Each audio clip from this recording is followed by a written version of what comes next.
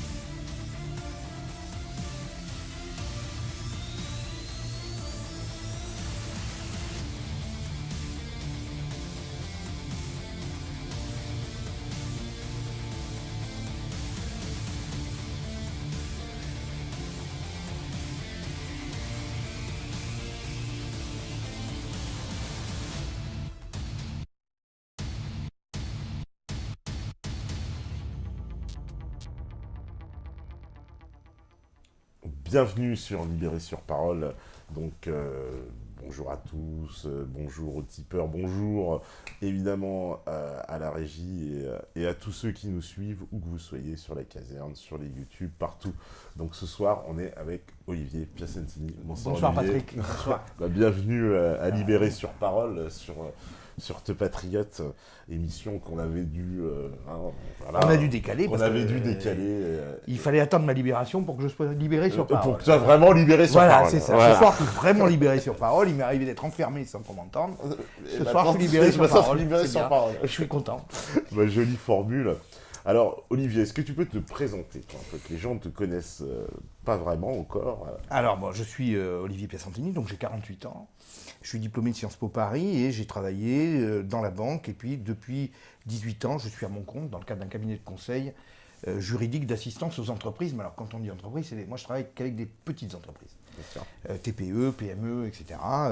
Je viens d'une famille de commerçants et artisans installés en Corse. Je suis corse. Et j'aime beaucoup travailler avec tous ces gens qui sont à leur compte, qui prennent beaucoup de risques, parce qu'on est quand même dans une société qui ne valorise pas, je dirais, l'entrepreneuriat personnel, et j'essaye vraiment de les aider. C'est une vocation que j'ai. Alors, depuis 3 ans, j'écris des livres, parce que je suis évidemment très intéressé par la situation politique de la France et géopolitique, que ce soit de la France ou de l'Occident. Alors, j'ai écrit 2 livres sur le déclin de l'Occident, vers la chute de l'Empire occidental, aux éditions de Paris, et le crépuscule de l'Occident.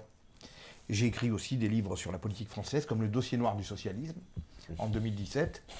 Et l'année dernière, OPA sur l'Elysée, qui reprend un petit peu l'ascension d'Emmanuel Macron, que je considère comme un danger terrible pour la France. Et dans le livre, tu l'as bien lu. Un livre un peu prémonitoire. Un peu prémonitoire, c'est que j'ai fini par annoncer qu'il y aurait vraiment de très graves problèmes en France avec l'élection d'Emmanuel Macron. Tout à fait, c'est pour ça que c'est très prémonitoire. Tu fais aussi des apparitions dans les médias Oui, j'ai eu de la chance d'être assez vite médiatisé, grâce en particulier à Henri Blesquin, qui m'a tout de suite... à l'époque, il était donc président de Radio Courtoisie et il a eu la gentillesse de vraiment présenter toutes mes activités, tous mes travaux, et puis ensuite de me prendre comme chroniqueur. Je passe très souvent sur Radio Courtoisie depuis, mais alors aussi sur Sud Radio, RT France, TV Liberté, voilà, pas mal de radios, etc. J'interviens assez souvent. Voilà, on te retrouve un peu partout. Alors, OPA sur l'Elysée. Alors, évidemment, le titre est bien symbolique, puisqu'une OPA, pour ceux qui ne savent pas, c'est une offre publique d'achat. Oui, absolument. Oui. Donc c'est quand une entreprise, entre guillemets, veut avaler son concurrent, c'est un peu ça. C'est quand une entreprise plus grosse, qui a des moyens financiers plus costauds, se propose de racheter à un tarif plus élevé que le cours de bourse, une entreprise qu'elle veut absorber. Et c'est des choses qui se passent très souvent aujourd'hui, et de plus en plus, puisqu'on est dans une phase de concentration à l'excès des entreprises, et même à l'échelle mondiale. Et alors, ce livre est un peu le prolongement d'un autre livre dont je n'ai pas parlé, qui s'appelle La mondialisation totalitaire, où j'évoque ce phénomène de concentration des entreprises qui crée peu à peu à l'échelle mondiale des oligopoles secteur par secteur. Et puis aussi, je parle des États qui sont désormais, depuis quelques années, même les États les plus puissants, supplantés par les multinationales et les banques. financièrement. Et donc, quand j'ai vu cette apparition, ce bombardement, je dirais, d'Emmanuel Macron à la tête déjà dans tous les médias français, et puis jusqu'à finalement devenir un candidat sérieux, voire après le favori à la présidentielle, j'ai bien compris que ce n'est pas fortuit. Il y a quelque chose qui se passait. Parce que pour rappeler le contexte, voilà, Emmanuel Macron, il y a encore 2 ans, quasiment 2 ans et demi, on va dire, c'est un illustre inconnu pour les Français. Complètement, en fait. On ne connaît pas Emmanuel Macron. Non. Personne ne connaît. Et en fait, son nom est apparu dans une presse un peu spécialisée, on va dire, à partir de 2012, puisqu'il était l'un des conseillers principaux de François Hollande à l'Élysée. Tout à fait. Mais bon, il passait pour un très brillant conseiller, un technocrate. On va dire jeune prodige. Voilà, le jeune prodige, oui. Enfin, on n'en parlait même pas comme ça. Oui, il vient de chez Rothschild, alors bon, il va un peu... je veux dire, enfin déjà, il y avait une forte contradiction avec la fameuse phrase de François Hollande, mon ennemi, c'est la finance. Oui, voilà. Et son principal conseiller vient de chez Rothschild. C'est quand même un peu... on a tout de suite compris qu'on se moquait un petit peu de nous. Oui. Hein, c'est évident. Mais à l'époque, il était relativement dans l'ombre. Enfin, il n'était pas, on ne le voyait pas dans les médias et compagnie. En fait, il a commencé à émerger dans les médias à partir de 2014, été 2014. Et dans le livre, j'évoque précisément qu'est-ce qui a pu amener tout d'un coup à cette surmédiatisation de cette personne jusque-là inconnue, et qui tout d'un coup commence à faire la une de VSD, de Paris Match, enlacé avec son épouse, etc. C'est à partir de l'été 2014. Et il faut savoir qu'il a été reçu en mars 2014 au Cercle de Bilderberg. Et il a été amené par Jacques Attali au Cercle de Bilderberg. Jacques Attali qui en fait partie. Hein. Alors, peut-être qu'il faut rappeler qu'est-ce que c'est que le Cercle de Bilderberg. Ah oui, on peut expliquer un peu. Bon, ceux qui suivent Pierre Hillard ont déjà vu sur le Cercle de Bilderberg. Excellente émission d'ailleurs que tu as fait avec lui. Et le Cercle de Bilderberg, c'est un espèce d'aréopage de financiers de très haut vol, de patrons de multinationales, patrons de ce qu'on appelle les GAFA, très hauts fonctionnaires internationaux, d'anciens chefs d'État ou ministres d'importance. Ils sont à peu près 200. Et ils sont originaires pour l'essentiel des États-Unis, mais également d'autres pays occidentaux. Voilà, et c'est un club qui milite, entre guillemets, en faveur de la mondialisation politique, on va dire d'un gouvernement mondial. Oui, tout à fait, ouais. Et ça a été explicité, c'est pas un complotiste, parce qu'on va me dire je suis complotiste. Oui. Non, c'est dit ouvertement. Et ça a été dit à plusieurs reprises par des pontes, on va peut-être en revenir après, de ce cercle. Et alors c'est un cercle qui... Alors, il fut un temps où la presse française était beaucoup plus libre, dans les années 70. Oui. Les internautes peuvent taper sur Google Bilderberg Mourouzi. Oui, une image qui avait été déterrée, je crois, par l'agence Info Libre à l'époque, il me semble, où on voit un reportage des années 70 sur TF1 et on parle du club Bilderberg. On parle du club de Bilderberg pendant 5 minutes avec un reportage où on voit la réunion qui va se tenir, etc. C'est des réunions secrètes, mais on en parlait. Et à un moment donné, il y a un journaliste qui est très bien introduit dans ce cercle, ce reportage date de 1977, qui dit, textuellement, vous pouvez le retrouver, hein, c'est un reportage donc il y a 40 ans, qui dit, quand le cercle de Bilderberg veut faire monter une personnalité dans la vie politique d'un pays, ça va très vite. En quelques mois, on ne voit plus que lui. C'est dit dans ce reportage qui passait au Trésor de TF1. Alors évidemment, depuis, on n'a jamais plus parlé du club de Bilderberg dans les médias français, c'est terminé. Hein. Alors là, il y a un block-out complet, ce qui quand même est révélateur de la tendance à la perte progressive de liberté d'expression et de liberté de la presse en France. Et il faut savoir qu'Emmanuel Macron est passé donc au club de Bilderberg à la réunion de Copenhague, parce qu'il y a des réunions annuelles, en mars 2014. Et donc il a été amené par Jacques Attali, qui en fait partie bien entendu de ce club, et il a été amené à plancher sur un sujet. Parce qu'en fait ce club, bon, on lui présente des gens, c'est pas simplement pour écouter une conférence, non, c'est pour voir si la personne, d'abord, est bien dans la ligne politique de ce cercle, et ensuite s'il a des compétences particulières qui vont pouvoir aider à l'œuvre que ce cercle veut promouvoir, c'est-à-dire, encore une fois, le mondialisme politique. Et Emmanuel Macron a planché sur un sujet qui est quand même assez éclairant, hein, je veux dire. Et là encore, je ne l'invente pas, parce qu'il y a un site internet du club de Bilderberg que vous pouvez voir, où il y a les ordres du jour des réunions avec les intervenants. Il n'y a pas le contenu, vous ne trouvez pas le contenu de l'exposé. Il a fait un exposé sur le sujet suivant. les démocraties occidentales dans le piège des exigences des classes moyennes. Les démocraties occidentales dans le piège des exigences des classes moyennes. Ça veut dire quoi? Ça veut dire qu'en fait, il a parlé de quoi? Il a parlé de la difficulté à réformer les pays occidentaux, du fait que les classes moyennes des pays occidentaux sont des classes moyennes relativement prospères par rapport à celles de tous les autres pays, et que c'est ça qui crée, je dirais, un blocage pour l'harmonisation d'une conscience citoyenne mondiale, le fait qu'il y ait de telles différences de niveau de vie entre les différents pays qui, dans l'optique du mondialisme et de l'avancée du mondialisme, est un frein. C'est un frein. Et donc apparemment Macron leur a exposé son plan pour arriver à faire avaler une certaine forme de bouillon à un pays comme la France, évidemment, puisque c'est bien là, un pays comme la France. Voilà. Donc je pense qu'il n'y a pas de hasard. Et 3 mois après, apparemment ça a plu, 3 mois après, Emmanuel Macron faisait la une du JDD, de VSD, de Paris Match. Alors que personne ne le connaissait. Personne ne le connaissait. Voilà. Donc il me semble qu'il y a un lien de cause à effet entre cette réunion du cercle de Bilderberg et la montée médiatique fulgurante d'Emmanuel Macron. D'ailleurs, c'est Philippe de Villiers, dans un de ses livres, qui en parle de cette influence du club Bilderberg auprès du Parlement européen, auprès de... Il organise des réunions là-bas, même dans les locaux même, apparemment, du Parlement européen, etc. Oui, Philippe de Villiers a bien fait d'en parler. Je suis très content qu'il en ait parlé, puis d'autant plus qu'il y a beaucoup de gens dans ce cercle qui appartiennent à des grandes banques internationales. Ouais. Goldman Sachs, par exemple, Mario Monti, l'ancien Premier ministre italien, ancien commissaire européen à la concurrence, et au Bilderberg, il était à Goldman Sachs. Mario Draghi, idem. Je vais vous citer un autre nom, tiens, pour rejoindre le thème de l'exposé d'Emmanuel Macron. Un certain Peter Söderland. Oui. Voilà, c'est bien que tu connais. En général. Alors, c'est un ancien commissaire aux migrations de l'ONU. Et ancien de Goldman Sachs. On passe de la banque aux migrations, il n'y a pas de problème. Bon.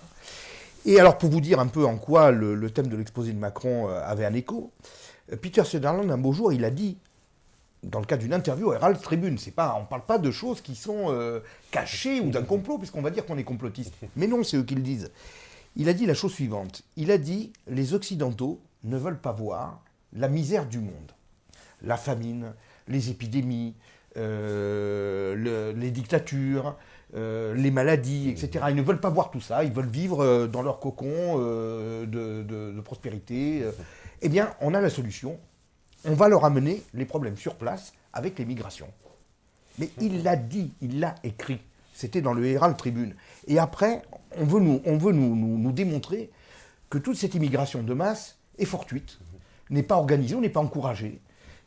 Alors que tous ces gens-là qui appartiennent au club de Bilderberg sont pour moi des éléments qui favorisent, ou encouragent, ou en tout cas essayent d'annihiler les capacités de résistance des États face à ce problème-là. Et pour arriver à un gouvernement mondial, de toute façon. À un gouvernement mondial, et pour y arriver, il faut essayer d'éclater les nations, de rendre les nations plus fragiles, de limiter leur cohésion, en, je dirais, en créant un contexte de confrontation de diverses populations sur le territoire. Sur le territoire, ouais. Voilà. Et donc Macron, là, alors lui, il arrive, il est inconnu du public, mais il bénéficie d'amis très puissants dans l'ombre, en fait. Parce que finalement, les réseaux Macron, on les connaît très peu. Tout le monde nous dit, c'est un peu la belle story à la Kennedy. Il arrive, le public l'a plébiscité et tout. Oui. C'est super. Mais ça, c'est pas vrai. Il y a des gens puissants à côté de Macron. C'est ça qu'on découvre. Tout un tas de gens dont on parle très peu. Les médias ne parlent jamais des gens qui sont... Les médias ne parlent jamais de ça. Il faut savoir quand même que dans la vie politique française, jusqu'à présent, on avait affaire à des gens qu'on connaissait depuis des années, des hommes politiques qui ont fait leur classe sur le terrain, comme par exemple François Hollande. Je ne suis pas là pour louer les qualités de François Hollande, mais il était élu à Tulle, il s'est quand même confronté à Jacques Chirac, qui était lui-même très bien implanté en Corrèze. Il a fait ses armes, je dirais, sur le terrain, il connaît les électeurs. Je sais que les gens de Tulle l'aiment beaucoup. C'est vrai. Donc c'est un peu ce profil-là. Où Sarkozy aussi était élu à Neuilly, alors on va me dire que c'est Neuilly, mais enfin il y a quand même un électorat en face. Bon, Jacques Chirac, bien entendu, tous les précédents présidents étaient enracinés dans un territoire et ils connaissaient l'électeur, ils étaient confrontés à l'électorat. Emmanuel Macron, non. Emmanuel Macron n'a jamais été élu. Il n'a jamais été élu. C'est incroyable. Jamais, il ne s'est jamais présenté d'ailleurs. Il s'est jamais présenté. Et puis je vais même dire mieux, c'est qu'il n'a jamais quitté certains cénacles, la banque, la très haute fonction publique, les ministères. Bon. Donc on peut dire que c'est vraiment... Alors on reprochait à la politique française d'être le fait d'énarques qui étaient complètement déconnectés du terrain. Et alors lui s'est présenté comme un recours à ça alors que c'était... je dirais le parangon absolu de ce système-là. Ouais. Le paroxysme d'un système complètement déconnecté de la réalité. Et je pense que c'est d'ailleurs le boomerang extraordinaire qu'il a en retour, tout ce qui lui arrive depuis 3 mois. Bien sûr. Voilà. Bien sûr, bah, oui. Et en fait, Emmanuel Macron a compensé. Il a voulu rentrer dans une nouvelle ère politique où ce n'est plus l'enracinement de terrain, ce n'est plus l'électorat qui donne le là, mais c'est la puissance de feu des médias et des soutiens financiers qu'il a derrière qui arrivent à compenser, je dirais, ce manque. Et on n'a jamais vu ça. Il faut savoir qu'Emmanuel Macron a des soutiens de premier plan depuis le début de sa carrière. Depuis le début de sa carrière. Il a tout de suite, avant même d'avoir travaillé chez Rothschild, il était le principal rédacteur des travaux de la commission Attali, qui avait été nommée en 2007 par Nicolas Sarkozy, commission pour libérer la croissance. Et il a beaucoup travaillé dans ce sens-là. Bon. Ensuite, il a été tout de suite repéré également par Jean-Pierre Jouyet, hein, qui était ministre de Sarkozy avant d'avoir, mais auparavant était un ami de Hollande, et puis après il est rentré aussi au sein du pouvoir socialiste en 2012, Jean-Pierre Jouyet. Et Jean-Pierre Jouyet l'a présenté tout de suite à François Hollande. Et il a pris sa carte du Parti socialiste en 2007. Emmanuel Macron. Hein. Et puis ensuite, il est rentré chez Rothschild et il a fait ses armes chez Rothschild, où il paraît qu'on l'appelait le Mozart de la finance. Il était très brillant et il a eu une ascension chez Rothschild fulgurante. Ouais. Et je dirais même un peu trop fulgurante, parce que beaucoup de gens, au sein même de l'établissement, ne comprennent pas comment il a fait pour se retrouver associé au bout de 2 ans, alors que tout le monde m'a bien expliqué qu'avant 6-7 ans de bons et loyaux services et à très haut niveau, personne n'était associé avant ce délai-là. Bon, lui, c'est au bout de 2 ans. On veut bien croire à ses qualités exceptionnelles. Au bout de 2 ans, il était associé chez Rothschild. Et alors, que ce soit chez Rothschild, et ensuite, quand il est passé conseiller à l'Élysée, il a entretenu des réseaux à très haut niveau, parce qu'il a rendu des services à 2 très grands groupes financiers et de très hautes personnalités. Exemple. Voilà, expliquons les exemples. On va en citer. Il y en a un très, très connu, je vais la solliciter. Arnaud Lagardère. Arnaud Lagardère. Alors Arnaud Lagardère, Emmanuel Macron a travaillé, quand il était à l'Élysée, donc comme conseiller de Hollande, il a travaillé sur la revente des parts de ADS que détenait Arnaud Lagardère à l'État. Bien. Et il se trouve que Arnaud Lagardère a fait une plus-value d'abord au titre de son groupe financier, et ensuite à titre personnel. Mais quand je vous dis des plus-values, c'est des centaines de millions d'euros. Bien. Et un des cadres du groupe Lagardère a dit, mais finalement ce garçon est formidable. On comprend pourquoi. Le groupe d'Arnaud Lagardère a gagné 2 milliards d'euros, et Arnaud Lagardère en personnel a gagné 700 millions d'euros, à travers l'entre-gens d'Emmanuel Macron dans ce dossier. Bon. Il est bien évident qu'Arnaud Lagardère, ce n'est pas que ADS, c'est également Europe 1, le Journal du Dimanche, Paris Match, VSD, enfin c'est vraiment un des principaux groupes médiatiques. Ben, on peut dire que ça tombait bien. Et pour suivre un petit peu tous ces médias, c'est quand même assez amusant. Je prends par exemple un journal comme Paris Match. Emmanuel Macron a fait plusieurs fois la une de Paris Match, avant même d'être ministre. Avant même d'être ministre, oui. Incroyable. Voilà, incroyable. Il faut savoir qu'Alain Juppé a fait une fois la une de Paris Match. Oui, je crois Fillon une fois. Oui, Fillon une fois, c'était pendant l'affaire Pénélope. Hein. En plus. En plus. Marine Le Pen, jamais. Jamais. Ni Jean-Marie Le Pen, d'ailleurs. Enfin, il y a énormément d'hommes politiques qui sont inscrits dans le paysage français que les gens connaissent, qui n'ont jamais eu les honneurs d'une une de Paris Match. Lui, il a eu, encore une fois, à partir de juillet 2014, en compagnie de son épouse, et un contexte très favorable, où il est en vacances, etc., tout bronzé, tout beau, etc. Bon, effectivement, il a rendu quand même un gros service à Arnaud Lagardère avant. Alors, on va me dire, là encore, On me l'a dit une fois, c'est nauséabond de parler comme ça, mais enfin, je suis désolé, hein, moi je suis à la tête d'un groupe de presse, une personnalité comme Macron me rend des services, j'appelle quelques journalistes pour qu'ils fassent un petit effort, quoi. Voilà, l'ascenseur, Voilà, c'est logique. voilà. C'est des journalistes salariés, donc voilà. Après, je pense que le deuxième groupe, alors il a rendu des services aussi au sein de chez Rothschild, à Bolloré et à Bernard Arnault. Et ça, c'est quand il travaillait chez Rothschild, les deux étant évidemment propriétaires de groupes de presse très importants. Et puis, je crois que vraiment le plus gros coup qu'il a fait pour sa carrière personnelle, c'est une fois qu'il est passé ministre de l'économie et des finances en faveur de Patrick Drahi. Patrick Drahi. Alors, c'est la fameuse histoire SFR. Ah ben voilà.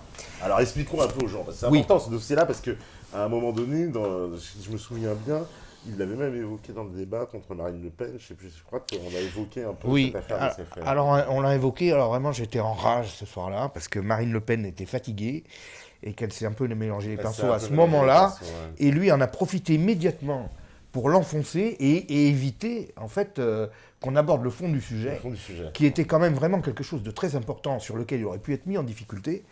Et ben on est passé à côté d'un grand moment. Ça m'a beaucoup désolé.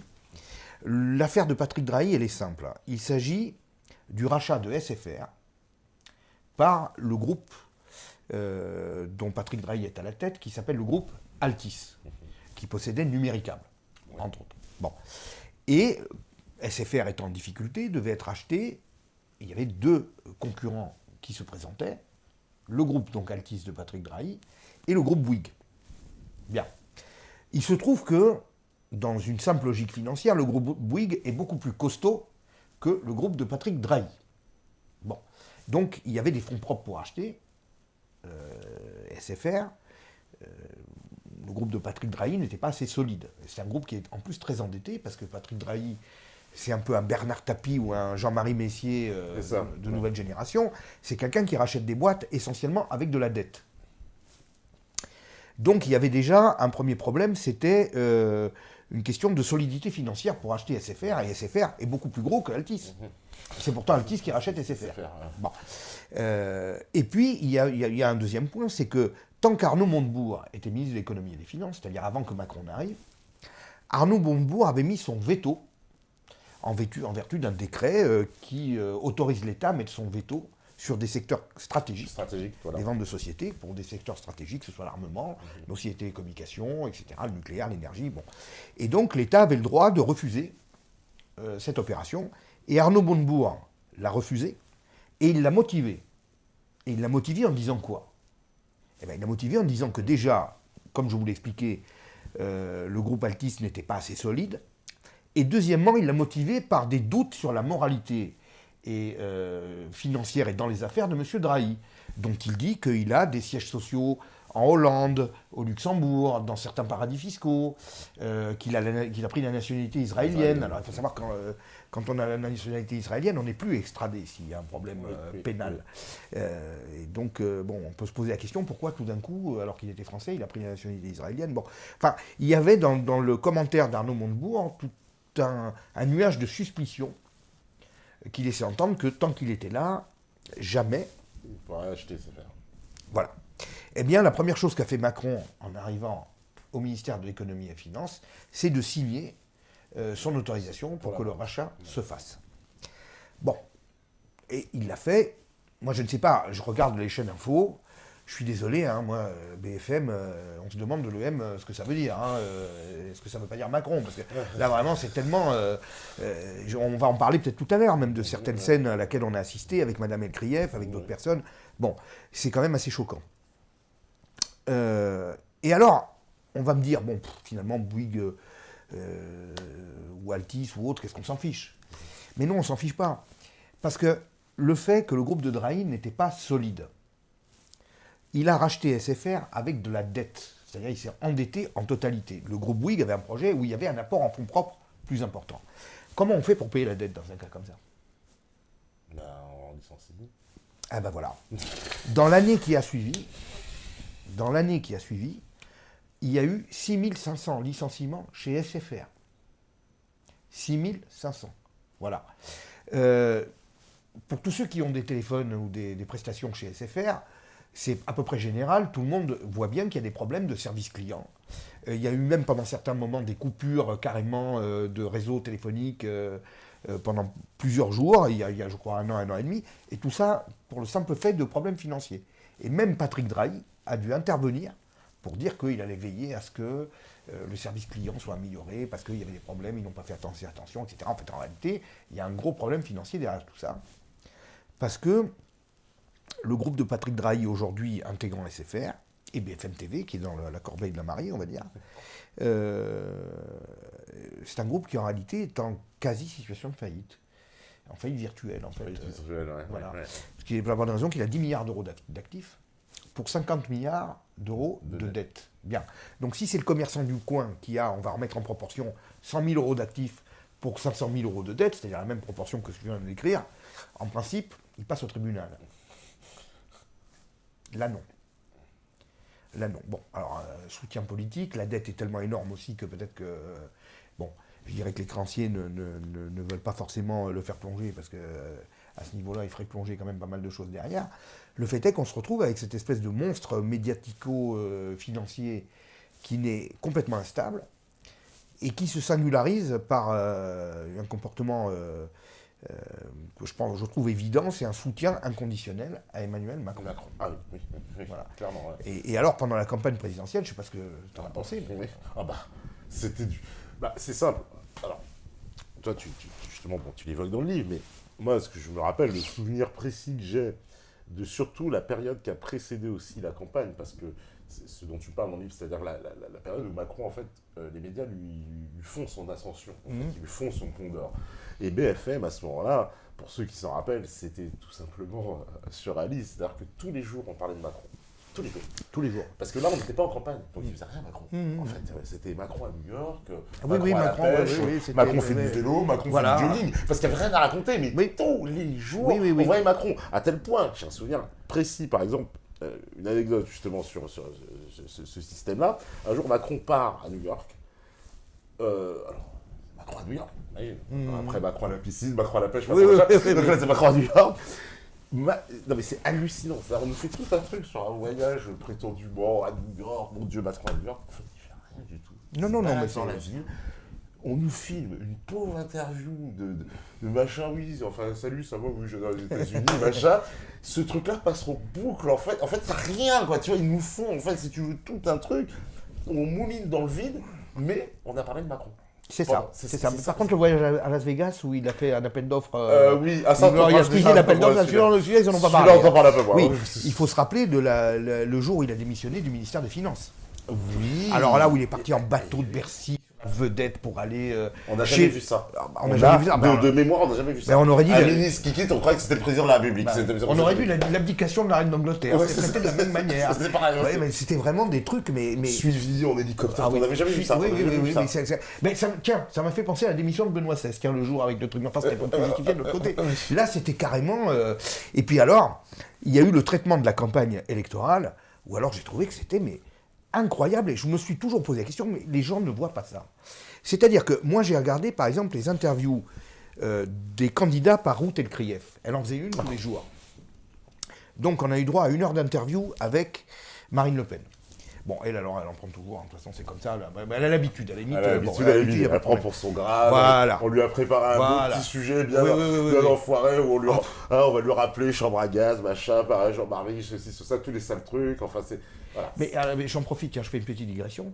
Au moment de l'affaire Benalla, quand l'affaire Benalla est sortie, Marine Le Pen a été interviewée par Apolline de Malherbe. Oui. Qu'est-ce qu'elle lui a posé comme première question ? Je ne sais. La violence de Benalla ne vous rappelle peut-être pas celle de votre père à l'époque dans une manif et compagnie. Ah ben je vous invite à revoir. Là aussi vous retrouvez sur internet. Ah mais je suis resté sidéré. C'est incroyable de son père, c'est-à-dire ça la concerne même pas elle. Au fond, bon, je veux dire, on n'est pas responsable forcément de ce que. C'était hallucinant. Elle lui rappelle ce qui s'était passé avant la Jolie, j'imagine. Oui, voilà, c'est ça. D'accord, ok. D'accord. C'était incroyable. Alors, pour revenir à la campagne, donc Marine Le Pen, évidemment, se fait interroger de façon très désagréable par Ruth Elkrief, dont on sent qu'elle se retient de ne pas lui dire même... on sent qu'elle fait des efforts pour ne pas montrer trop à quel point elle la déteste. Voilà. Bien.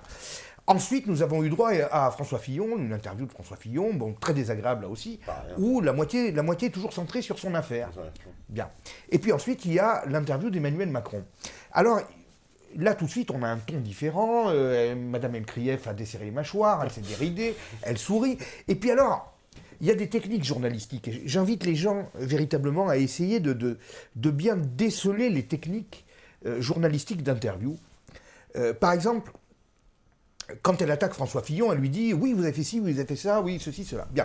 Quand elle parle d'attaque à Emmanuel Macron, mais je vous invite à revoir ces 3 interviews, hein, elle ne dit pas « Vous avez fait ça » ou « Vous avez dit ça ». Elle dit « Tel adversaire vous dit que… » Tel adversaire vous dit que, le tel vous dit que. Donc, autrement dit, ça veut dire que les reproches qu'on pourrait faire à Macron ne sont pas des choses objectives, mais des propos, des attaques ad nominem de personnes qui sont ses adversaires. Mais quand elle parle à Marine Le Pen ou quand elle parle à François Fillon, elle n'utilise jamais ces précautions de langage. Là, ce sont des injonctions. Voilà. Marine Le Pen, vous êtes comme ça, voilà. vous avez dit ça, vous faites ci. Voilà. Jusqu'à lui reprocher donc le comportement de son père. Voilà, dans des choses qui n'avaient rien à voir, etc. Bon. Donc, vous voyez, il faut vraiment être attentif aujourd'hui dans l'espèce de démocratie petit à petit dévoyée dans laquelle nous sommes entrés, à mon avis, depuis 2-3 ans. Bien observer la façon dont les médias traitent les invités. Oui. Parce qu'on va toujours vous dire, c'est ça toujours. Marine Le Pen, par exemple, attaquait les médias sur le traitement de l'information. On lui répondait « Ah oui, mais vous avez eu le même temps de parole. » À François Fillon, vous avez eu le même temps de parole. D'accord, mais quand sur le temps de parole d'une campagne présidentielle, sur 1 heure, il y a 35 minutes sur l'affaire Pénélope et 25 minutes sur le programme, il faut avouer que c'est pas tout à fait la même chose. Quand on est là, on vous demande d'expliquer un programme. Bon, il y a vraiment un traitement de l'information qui a été scandaleux pendant cette campagne électorale. Moi, je vais vous dire, c'était digne d'un pays du tiers-monde. Franchement, alors là, j'ai été sidéré. Et j'avais cru naïvement que les gens peut-être allaient s'en rendre compte et qu'on allait faire barrage à Macron. Finalement... Bah non, parce que, alors, pour rentrer aussi, alors, des autres aspects du système Macron. Parce que Macron, il arrive, il monte son parti en marche, mais il n'a pas d'argent. Mais il a des amis. Ah, c'est ça. C'est comme le pas de pétrole me disait, c'est vrai. J'ai pas d'argent, mais j'ai des potes. Voilà. C'est ça, donc, du coup. Pas mal, oui. Et avec ses amis, alors, les amis de Macron, parce que j'étais un peu... alors, certains vont me dire, ah oui, mais on le savait. Mais en fait, Macron, il va se tourner vers les riches, clairement. Il va se tourner avec les gens qu'il connaît. Avec les gens qu'il connaît. Comme les pauvres, il n'en connaît pas beaucoup. Il n'en connaît pas beaucoup. Non, il n'en connaît pas. Même, les pauvres, même des moyens, même, je dirais même des riches normaux. Lui, il ne connaît que des ultra-riches. Ouais, c'est ça. C'est ce qu'a dit Hollande. C'est ce qu'a dit Hollande. C'est ce que je disais. Je disais, mais finalement, c'est la phrase de Hollande. Bah oui. L'ami des très riches, il avait raison. C'était une attaque, mais finalement bien placée parce qu'il avait raison. C'est une réalité, je suis désolé. Emmanuel Macron, il est à la banque Rothschild, il traite de très gros dossiers financiers. Il passe ses journées là-dessus, parce que je sais que c'est quand même quelqu'un qui travaille beaucoup. Donc, oui, c'est pas un broquignol, hein, ça c'est très clair. D'ailleurs, son équipe a du mal à suivre, c'est à moi il bosse. Oui, non, mais ça, on n'enlève pas du tout ça. Le problème, c'est qu'il travaille pour qui et pourquoi. Voilà, c'est ça le problème. C'est-à-dire que moi, je n'enlève rien à ses qualités, j'en parle dans mon livre. Non, bien sûr, tu dis, c'est un grand travailleur, mais... Voilà. Mais le problème, c'est qu'il travaille toujours dans le même sens, c'est-à-dire il travaille pour les multinationales qui l'ont rétribué grassement pendant des années chez Rothschild, et puis il a continué à maintenir les mêmes liens quand il était à l'Élysée. D'ailleurs, on pourrait même parler du dossier Alstom. Ah oui, on pourra en parler plus tard. On va en parler du dossier Alstom, bien sûr, aussi. Donc, effectivement, il n'a pas d'argent quand il se présente. Il n'a pas de parti. Ça n'empêche pas Jacques Attali, en avril 2016, c'est-à-dire plus d'1 an avant l'élection présidentielle, alors qu'il n'a pas de parti, alors qu'il n'a pas de soutien financier, qu'il n'a même pas déclaré sa candidature, au micro d'Arlette Chabot sur LCI, Jacques Attali, qui se voit poser la question suivante, qui voyez-vous comme prochain président? Qu'est-ce qu'il répond?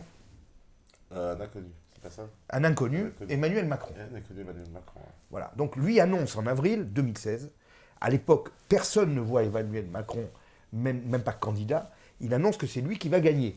Et il dit, et je serais bien content, parce que nous partageons plusieurs points, on veut de la nouveauté, on veut de la réforme, et puis on veut faire entrer 2 millions de migrants en France, parce que c'est une chance pour la France. Voilà. Il dit, nous voulons faire entrer. Alors nous, je ne sais pas de qui il parle, mais c'est ce qu'il dit. Il faut bien reprendre les mots et les termes explicités dans cette interview. Il dit, nous voulons faire entrer 2 millions de migrants en France, c'est une chance pour la France, et Macron est tout à fait d'accord. Incroyable, ouais, d'accord. Ah bah oui, c'est un Ah, fait. ouais. C'est un fait. Et donc en avril 2016, apparemment, si j'en juge par ce qu'a dit Attali, la préparation du parti En Marche a déjà commencé. Parce que je pense qu'Attali n'a pas sorti ce nom-là comme ça. Bon. Mais il n'y a pas d'argent. Ben, qu'est-ce qu'on va s'appuyer sur quoi? Ben, on a deux solutions. Soit on fait des souscriptions publiques avec les gens qui donnent 50 euros, 100 euros, 20 euros, etc. Et puis il y avait une autre solution, c'est de taper les gros contributeurs. Et c'est ce qu'ils vont choisir comme option. C'est-à-dire qu'en fait, ils vont se dire, plutôt qu'aller chercher 20 000 sans dents à 20 euros, que ça va être très dur en plus de ramener les 20 000, autant aller en chercher 1000 à 7 500. Et on arrivera en plus à plus d'argent. C'est ça. Et beaucoup plus rapidement. Et plus rapidement. Et en fait, il n'a eu aucun problème de financement. En 4-5 mois, Et ça marche. Tout était bouclé. Et ça marche. Avec ces fameux dîners qu'on appelle ça des dîners de poisson pilote. Voilà, qui est un peu, alors, j'explique, c'est-à-dire que ce sont des techniques un peu américaines. C'est ça, oui. C'est des ventes tupperware, en quelque sorte, entre guillemets, mais alors là, on demande de l'argent. Parce que ça se pratique beaucoup dans le monde anglo-saxon, mais beaucoup moins chez nous. C'est ça. Et en fait, il a... Alors, une bonne campagne présidentielle pour un futur président, c'est 20-22 millions d'euros. Bon. Voilà. Et il a obtenu tout de suite un prêt de 8 millions d'euros, donc il lui manquait à peu près 13 millions d'euros. Bon. Sur les 13 millions d'euros, il y a 8 millions et demi qui proviennent des gros donateurs à 7 500 euros. Voilà. 1800 donateurs. Vous voyez bien le chiffre. 1800 donateurs qui lui amènent en gros la moitié de l'argent dont il avait besoin, sachant que 3-4 millions, c'est des petits donateurs. Voilà. Et puis c'est toujours bien de l'avoir, parce que comme ça fait mouvement populaire. Oui, en plus. Voilà. Évidemment. Enfin, bien sûr. Et puis après, il y a le fameux prêt des banques qui, évidemment, là, s'empressent de le financer. Partie qui reste toutefois opaque, puisque il part à Las Vegas, ça c'est pareil, il y a eu pas mal, on nous a appris, il y a la City, enfin il va dans des endroits un peu où on s'attend pas que le futur président de la France, on va nous dire, mais s'il va créer des liens. C'est des endroits qu'il connaît bien aussi. Évidemment, il connaît mieux la City, des entrées. Samuel la Bruyère, comme il fait croire en ce moment. On parlait tout à l'heure, la départementale 41. Il connaît la départementale de 41, c'est ce qu'il a dit au maire là-bas. Est-ce qu'il l'a jamais vu dans sa vie une seule fois? Bon, et donc il boucle son financement, mais très rapidement, mais ce n'est pas un problème. Oui, c'est ça. Et alors, ça marche terrible, quoi. Mediapart a pu récupérer un certain nombre de listings de donateurs. Il y a quand même des choses assez étranges, c'est-à-dire qu'il y a des centaines de Libanais. Moi j'ai rien contre les Libanais, mais enfin c'est quand même bizarre que ce soit un certain nombre de Libanais qui le financent. Il y a plusieurs Malgaches également. Et puis il y a beaucoup de cadres, surtout de grands groupes. Des cadres de grands groupes, de groupes pharmaceutiques, groupes financiers, des banques, des assurances. Voilà, dans les assurances, etc. Alors, là encore, on va dire qu'on complote, c'est ça le problème, parce que comment prouver ça, voilà. Sur place publique, non, tout ça est vrai, mais là où on peut dire qu'on va peut-être pousser, on va essayer de lire entre les lignes, c'est que c'est fort possible également qu'il n'y ait même pas eu besoin de taper les cadres de ces boîtes-là, c'est que simplement la direction des boîtes a demandé à ces cadres de financer, et puis après a fait des compensations derrière. Moi, ce que je sais, par anecdote d'indiscrétion de gens qui travaillent, alors je ne citerai pas le groupe pour pas qu'ils aient de problème, c'est un très très grand groupe d'assurance, et à l'époque de la campagne, ils avaient organisé une réunion avec tout le haut staff exécutif, les cadres et tout, pour rencontrer le futur candidat Macron de façon informelle avec les petits fours, etc. Bien sûr. Ce genre bien sûr. Apparemment, ça se faisait beaucoup dans les entreprises. Bien sûr, oui, tout à fait, oui, mais Macron avait vraiment la faveur. La personne que je connais fait partie du haut staff, et donc elle m'a dit, on va rencontrer Macron, voilà, machin. Et tout, mais là encore, on peut retrouver sur Internet les visites de Macron et de Fillon au siège de la fondation de Xavier Niel, qui a reçu les deux. Mais alors, il faut voir un peu la tête que fait M. Niel. Suivant que c'est Fillon ou suivant que c'est Macron, c'est pas la même tête. Là aussi, les mâchoires sont plus ou moins serrées, le sourire plus ou moins franc, etc. Visiblement, on a bien compris qu'il recevait Fillon par courtoisie, et puis il recevait Macron pour lui apporter vraiment un soutien inconditionnel, un vrai soutien. Voilà.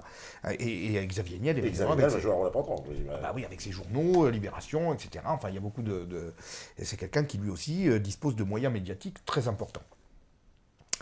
Et d'ailleurs, je tiens à rappeler quand même que, pour parler de tout ça, je ne suis pas le seul, et on n'est pas les seuls, à trouver que le système médiatique français a quand même un problème d'orientation. Parce qu'on parle de tout ça, mais en 2017, il y a le classement annuel de Reporters sans frontières sur la liberté de la presse. Oui. et un classement motivé, avec des notes qui sont motivées. Eh bien, la France, elle est combien? Je sais pas, mais elle dégringole, ils sont. Elle est 45e. 45e, je crois qu'il y a des pays comme le Botswana devant nous. Elle est entre le Botswana et la Roumanie. Ouais. Je sais plus si c'est la Roumanie qui est devant ou le Botswana, mais enfin à ce stade, quand on en est là, bonjour. Je veux dire, c'est vraiment qu'on n'est plus la France, quoi. On n'est plus la France. On est entre le Botswana et la Roumanie. Et c'est motivé, c'est-à-dire qu'ils expliquent qu'en France, l'essentiel des médias sont tenus par 9 groupes financiers qui s'en servent comme des instruments d'influence. C'est marqué noir sur blanc dans le rapport de Reporters sans frontières. Bon ben voilà, alors je crois que j'invite vraiment les gens à lire entre les lignes. Quand on dit tout à l'heure que c'est des groupes comme Sanofi, Servier, qui ont apporté leur soutien à Emmanuel Macron, c'est d'ailleurs Benoît Hamon qui en avait parlé lors du premier débat du premier tour. Fait, ouais. Benoît Hamon l'avait interpellé là-dessus, et Macron avait répondu que lui, il n'était pas censé lui révéler les trucs. C'était, voilà, pas les donateurs, c'était confidentiel, etc. Ouais, bon. Mais alors, quelle est la première mesure qu'a pris Macron quand il est arrivé à l'Élysée? Les fameux 8 vaccins obligatoires. Voilà. On est passé de 3 à 11 vaccins obligatoires. Question que je me pose, qui en a parlé pendant la campagne? Est-ce que vraiment les problèmes d'épidémie en France ont été soulevés? Il me semble que c'est quand même... les épidémies qu'on voit, c'est les épidémies de chômage, l'endettement, tout ce que vous voulez, mais alors l'épidémie en France, on est quand même relativement préservé. Bien sûr. Enfin, tout d'un coup, 8 vaccins supplémentaires, voilà. Et des campagnes dans les médias contre les gens qui ne veulent pas se faire vacciner leurs enfants. Voilà, c'est ça. Pour les diaboliser. Oui, les débiliser même, les débiliser, oui. Presque les faire passer pour des gens de secte. Ah oui, mais des grosses campagnes violentes contre les gens qui refusent la vaccination. Voilà, et d'ailleurs, tu observes bien, là encore, dans les médias français, quand on n'est pas d'accord avec une certaine ligne qui promeut certains intérêts, on est immédiatement ostracisé, diabolisé, des amalgames. Ces gens qui ne veulent pas les vaccins, c'est des arriérés, des témoins de Jéhovah, trucs comme ça. Enfin bon, je suis désolé, on ne peut plus débattre sereinement de beaucoup de choses. Et ça dépasse aujourd'hui. Voilà. C'est l'URSS, c'est une ligne officielle. Dès qu'on en dévie, on est Exactement. à déviance, voilà, on psychiatrise, les flux, les machins. C'est ça. Et alors avec Macron, je trouve qu'on atteint le summum. Et ces liens avec la presse, il me semble, vont dans le sens véritablement d'une poursuite de la pression sur la liberté d'expression. Et ça me fait terriblement mal au cœur dans ce pays où on en est arrivé. Il y a un personnage aussi très important, alors, pareil, moins connu du public, c'est Mathieu Pigasse. Oui. Et lui aussi, c'est ami de Macron qui va aussi lui donner des... Un banquier aussi. Un banquier. C'est toujours pareil, il n'y a jamais pour Biesinger. Oui. On se refait pas. On se refait pas. Donc c'est le banquier de la Banque Lazare, banquier très brillant, et toujours à la tête d'un groupe de presse. Comme par hasard. C'est toujours des banques et des médias. Ah là, il tape là où il faut. Voilà, là, vraiment, lui, il se trompe pas. Il perd pas son temps avec des gens qui ne sont pas tout à fait dans la ligne et dans ce qu'il attend. Donc Mathieu Pigasse, il a 3 éléments qui lui donnent de l'importance aux yeux de Macron. La banque, donc l'argent, les médias, donc la notoriété, l'appui, etc. Et puis, troisièmement, il est membre du Parti Socialiste. Et il est membre du Parti Socialiste, et avec Olivier Ferrand, qui est un de ses amis, il dirige un club de pensée qui s'appelle Terra Nova, qui milite pour une inflexion de la ligne politique du Parti Socialiste, en expliquant les choses de la manière suivante. Aujourd'hui, les ouvriers se détournent de la gauche. Ou alors ils vont plutôt à l'extrême gauche, ou alors ils vont plutôt dans les partis populistes. Ils préfèrent aller chez Marine Le Pen. Voire même la droite, voire même les tendances Sarkozy, etc. Mais en tout cas, le Parti Socialiste ne peut plus compter sur eux. Et il faut donc faire évoluer le Parti Socialiste pour devenir un parti, je dirais, de bobos, entre guillemets. Alors, ils appellent les bobos, en fait, des élites en devenir. Pas encore tout à fait émergées. C'est-à-dire des jeunes diplômés mais issus de la diversité, qui n'ont pas encore tout à fait leur place, ou qui ressentent des choses comme ça, des jeunes actifs, des gens qui travaillent dans les médias, dans les milieux artistiques, etc. C'est expliqué noir sur blanc dans un rapport qu'ils ont fait, où ils demandent au Parti Socialiste d'agir pour s'appuyer sociologiquement sur ces couches-là de la population. Et moi, ce que je pense, c'est que François Hollande n'a pas complètement répondu à cette demande. Il a fait évoluer le Parti Socialiste, oui, mais pas tout à fait. Il n'a pas été au bout de cette évolution pro-mondialiste et vers un changement un peu de socle électoral. Et je pense qu'on l'a écarté, plus ou moins. Enfin, on lui a fait comprendre... alors, il faut dire que sa cote dans l'opinion aussi était désastreuse. Mais enfin, je pense qu'on l'a un peu poussé quand même à se retirer au profit d'Emmanuel Macron, qui lui assumait complètement dans son programme et dans sa politique le courant mondialiste, ultra-européiste et cette sociologie de Bobo de centre-ville qu'il a promu, moi, je pense, dès le début de ses campagnes. Il correspondait beaucoup mieux aux attentes de ses donateurs et de toute la nouvelle forme de pensée du Parti socialiste tel qu'il se voyait à cette époque-là. Mathieu Pigasse, etc.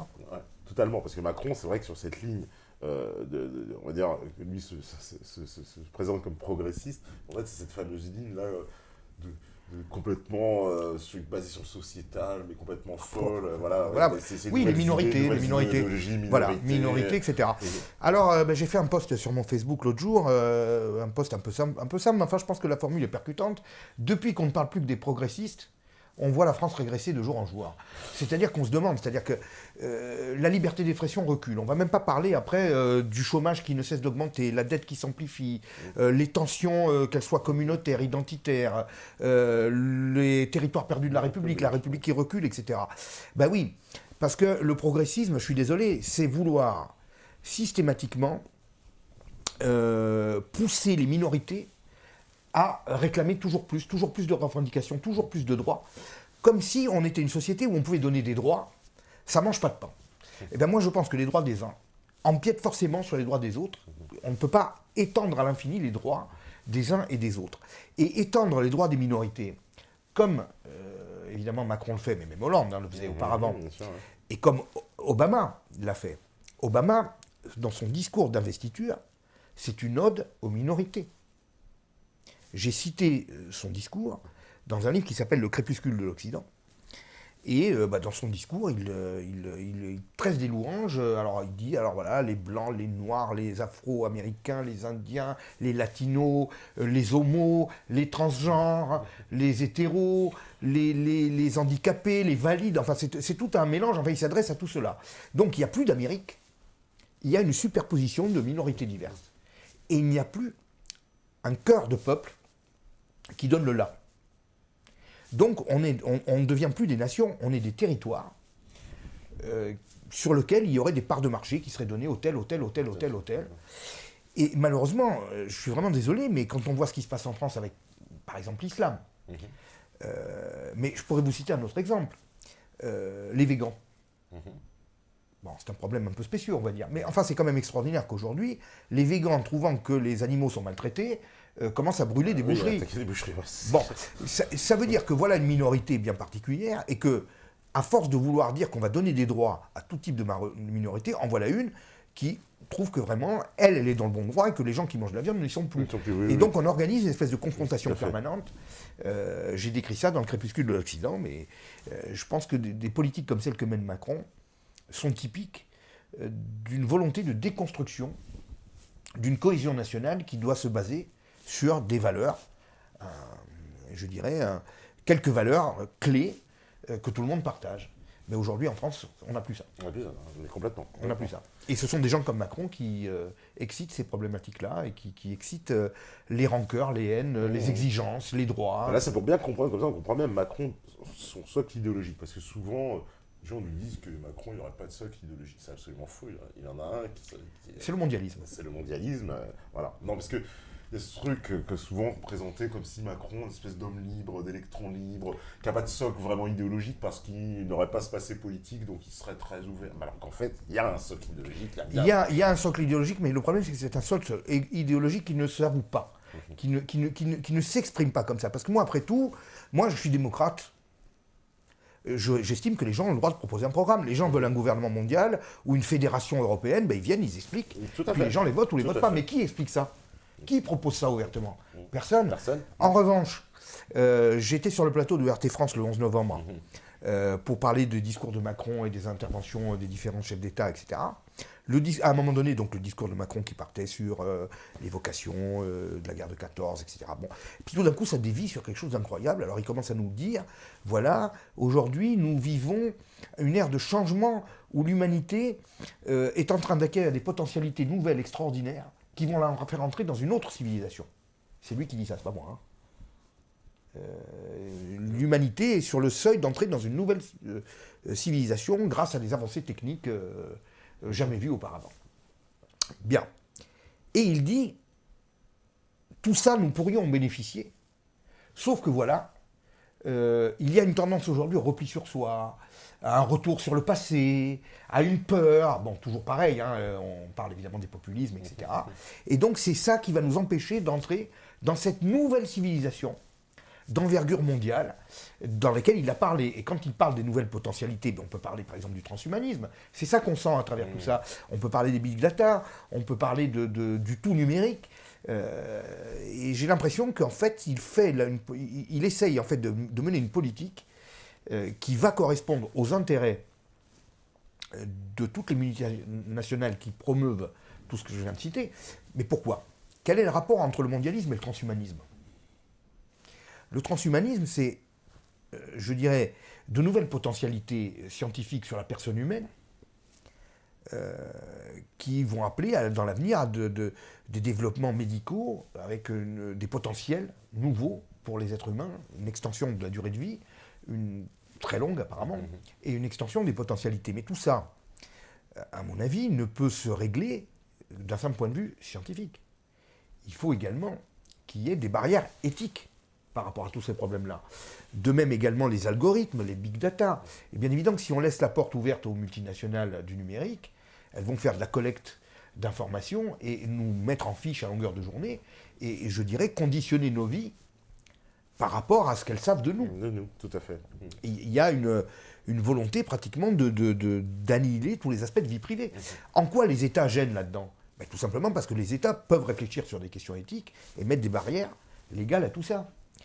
Bon, il est bien évident qu'un gouvernement mondial qui serait promu par ces multinationales balayerait tout ça, et puis en fait les potentialités se développeraient sans aucun problème, les potentialités commerciales.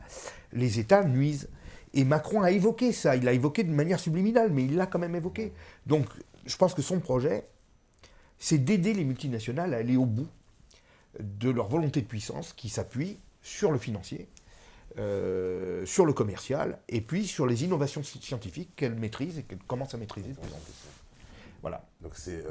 oui, parce que dans son parcours, donc voilà, je voudrais qu'on parle aussi de Alstom, parce que c'est un autre dossier quand même super important, surtout qu'il y a eu la réponse de la Commission récemment qui a refusé la fusion avec Siemens. Oui, bon. Oui, le dossier Alstom, en fait... Alors, j'aimerais qu'on revienne voilà, pour comprendre. Hein, Alstom, grand fleuron de l'industrie française. Hein, on va dire. Fleuron de l'industrie française, oui, s'il en est, puisque c'est Alstom qui a inventé le TGV. Voilà. C'est également Alstom qui avait la fabrication de la meilleure turbine nucléaire du monde, qui s'appelait Arabelle. Enfin, qui s'appelle toujours d'ailleurs. Hein, turbine Arabelle. Et Alstom rentrait dans la proposition de la filière nucléaire française qui s'appuie sur EDF, Areva et Alstom pour livrer clé en main des centrales nucléaires à des États qui les commandent. Donc il y avait un projet franco-français, je dirais, une proposition commerciale franco-française pour monter clé en main des centrales nucléaires qui s'appuyait sur le triptyque Areva, EDF, Alstom. Bien. Alstom a été démantelé à partir de 2014 avec en arrière-fond une pression des États-Unis.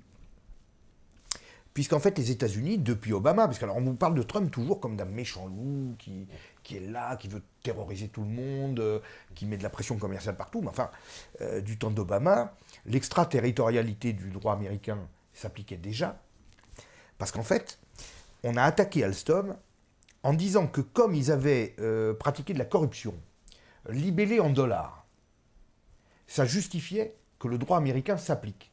Et le gouvernement américain a fait incarcérer différents cadres d'Alstom, a menacé Patrick Crone. Alors là aussi, c'était pas dit, mais enfin, apparemment ils l'ont convoqué, il y a eu des... Bien, Patrick Crone s'est senti en tout cas menacé, lui aussi, de poursuites qui pouvaient aller jusqu'à une incarcération dans le cadre d'un dossier de corruption et de prise de marché par Alstom. Partant de là, il y a également une grosse amende qui a été appliquée par la justice américaine à Alstom. Alors je ne sais plus quelle est la somme, je crois 700 millions d'euros, je ne sais plus la somme exactement.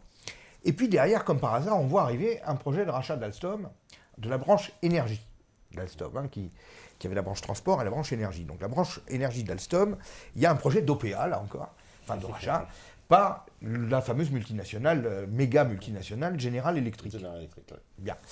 Et finalement, là encore, alors que l'État avait tout à fait la possibilité de rejeter, par le fameux décret de protection économique, des intérêts économiques de la France, l'État français a cédé, et donc la branche énergie d'Alstom a été rachetée par General Electric. Ce qui fait que dans l'affaire, c'est pas simplement un fleuron qui passe sous pavillon américain. C'est toute la filière nucléaire française qui perd sa crédibilité.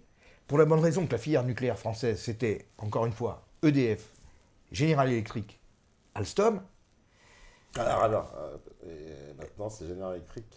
Maintenant, il y a General Electric au milieu. Ouais. Donc moi, je sais pas, mais il y a beaucoup de pays, à mon avis, Ils sont pas très contents de voir les Américains. Bah oui, le projet avec les Américains au milieu, je pense que ça les séduit pas trop, quoi. Je veux dire, c'est-à-dire que ça veut dire que les Américains ont leur nez dans les affaires nucléaires de la Russie, de la Chine, etc. Voilà, et bon, j'ai la faiblesse de penser que la France inspirait quand même un peu plus confiance. Ouais, complètement. Ouais. Voilà. Donc là, on est en train de plomber, on a plombé la filière nucléaire française. Et ce projet-là, qui s'est donc réalisé en 2014, si je ne m'abuse, il y avait un plan chez Rothschild qui prévoyait que Alstom devait être démembrée dans l'avenir parce qu'elle n'avait pas la taille critique et qui prévoyait qu'elle soit rachetée effectivement par des grandes multinationales américaines ou allemandes. Voilà. Il faut savoir qu'ensuite, suite à ça, c'était écrit en 2012 déjà, chez Rothschild. Et ça s'est appliqué, ça s'est mis en œuvre sous le gouvernement Hollande. Et on l'a vu donc, je crois, l'année dernière, ou il y a 2 ans, l'autre branche d'Alstom, qui est la branche transport, elle a été rachetée par Siemens. Bon, alors là, c'est des Européens, on va dire. Mais alors, le problème, c'est que on vous parle toujours du couple franco-allemand comme s'il y avait une parité. En réalité, le rachat de la branche transport par Siemens, c'est la germanisation, puisque tous les centres de décision allaient passer du côté allemand, etc., etc. Voilà, on allait avoir en fait on vous présente ça comme un partage des responsabilités, une fusion, un champion, etc. En fait, non, c'est un rachat d'une société française par une société allemande et vraiment d'un fleuron technologique français qui va passer sous pavillon allemand. Et c'est pas simplement une société, c'est pas simplement des salariés, c'est un savoir-faire. Oui, c'est ça aussi. Voilà. Le savoir-faire. Et ça, on le perd définitivement. Voilà. Le savoir-faire. Voilà. Et alors, en plus, c'est ça qui est assez amusant finalement, on finit par quelque chose de cocasse. La Commission européenne refuse la fusion. Donc les mêmes qui vous font l'apologie de l'Union européenne toute la journée et qui vous expliquent qu'en fait on fait des montages de ce type parce que ça correspond au canon de l'économie mondiale, etc., se retrouvent à aller contre l'Union européenne quand elle leur refuse ce qu'ils avaient planifié dans le sens d'aller dans... enfin, on est dans le côté ubuesque où finalement on voit bien qu'il n'y a plus, dans ce cadre actuel, la possibilité de mener des vraies politiques industrielles de défense des intérêts et des industries, qu'elles soient françaises, mais même allemandes, mais même italiennes et autres. Enfin, on est dans un système où il n'y a plus, je dirais, les États qui peuvent défendre leur force industrielle et leur fleuron industriel. C'est ça que ça résume. Mais Macron, il va accentuer ce phénomène-là encore. Complètement. Mais moi, je vais vous dire clairement ce que je pense, là encore. Hein. Moi, je pense que Macron est là pour piller les fleurons économiques français, tout simplement. Et j'en suis à peu près persuadé. Alors, je ne peux pas étayer ça plus que ça, parce que c'est vrai que je fais... Bon. Mais très clairement, je suis persuadé qu'il est là pour continuer à faire ce qu'il a toujours fait, c'est-à-dire des ventes à la découpe, des fusions-acquisitions, etc. Et que ça continue. En tout cas, Alstom, c'est ce qu'il a fait. J'ai ouï dire que les chantiers navals... les chantiers, ce qu'on appelait la DCN, qui sont les chantiers navals, mais militaires, risquait de passer sous pavillon allemand ou italien également. Oui, parce qu'on a changé la société, maintenant ça s'appelle Naval Group. Voilà, c'est ça, Naval Group, exactement. Et que très probablement, il y aura une entrée très importante au capital de sociétés allemandes et italiennes, ou allemandes ou italiennes, on ne sait pas. Il faut quand même savoir que là encore, c'est un secteur stratégique, puisque c'est quand même les chantiers navals qui fabriquent les bateaux de guerre français. Voilà. Donc, je trouve que c'est quand même bien léger de laisser partir tout ça dans d'autres pays, fût-ce des pays amis comme l'Allemagne ou l'Italie. Enfin, mais qu'allons-nous devenir? Enfin, je veux dire, même le cœur de ce qui fait notre force, c'est-à-dire notre puissance militaire, est atteint. Enfin, tous les moyens techniques et industriels qui vont dans le sens de cette puissance militaire sont bradés. Surtout que, de toute façon, Il y a eu une tendance depuis Sarkozy, en plus, qui s'était beaucoup attaqué à l'armée, fermé beaucoup. Hollande a continué. D'ailleurs, les deux se sont plus ou moins clashés avec les militaires. Et Macron, ça n'a pas échappé, pareil aussi. En arrivant, il se clash direct. Et tout ça pour arriver à ce que Donald Trump exige maintenant des Européens qu'ils renforcent leurs investissements militaires parce que lui ne veut plus payer. Voilà. Donc en fait, on fait des politiques de courte vue. C'est-à-dire que pendant toutes ces années-là, comme tu le décris si bien, on se dit qu'on est dans l'OTAN. On se dit qu'il y a les Américains derrière nous. On se dit qu'on n'a pas besoin de maintenir enfin, tout cet armement, tous ces investissements militaires. On peut y aller tranquille. Il y a l'oncle Sam qui est derrière nous. Oui, sauf que l'oncle Sam, tous les 4 ans, ça change. Hein. Un jour c'est l'un, le lendemain c'est l'autre, etc. Et aujourd'hui, Donald Trump est en train de rappeler que la défense des pays doivent être assurées avant tout par eux-mêmes, et non pas forcément couvertes par des investissements américains. Et là, tous nos amis allemands, français, anglais, etc., nous nous retrouvons tous le bec dans l'eau. Mais moi, je pense que tout simplement, de mon point de vue, une vraie politique de défense et une politique étrangère, ça passe par les moyens de la puissance qu'on doit avoir par soi-même, et non pas forcément aller s'appuyer sur le bon vouloir des uns et des autres. Je pense que le général de Gaulle, en son temps, n'aurait jamais accepté tout ce qui a été fait depuis 10 ans. Jamais. Tout simplement parce que lui était soucieux, avant tout, de la souveraineté et de l'indépendance militaire de la France. Il me semble que c'est logique, dans la mesure où vous laissez s'étioler votre capacité de défense, vous vous mettez, je dirais, complètement à la remorque d'autres, fût-ce les Américains, qui sont peut-être nos amis depuis longtemps, mais qui défendent leurs intérêts, eux, avant tout. Oui, ils défendent leur chapelle.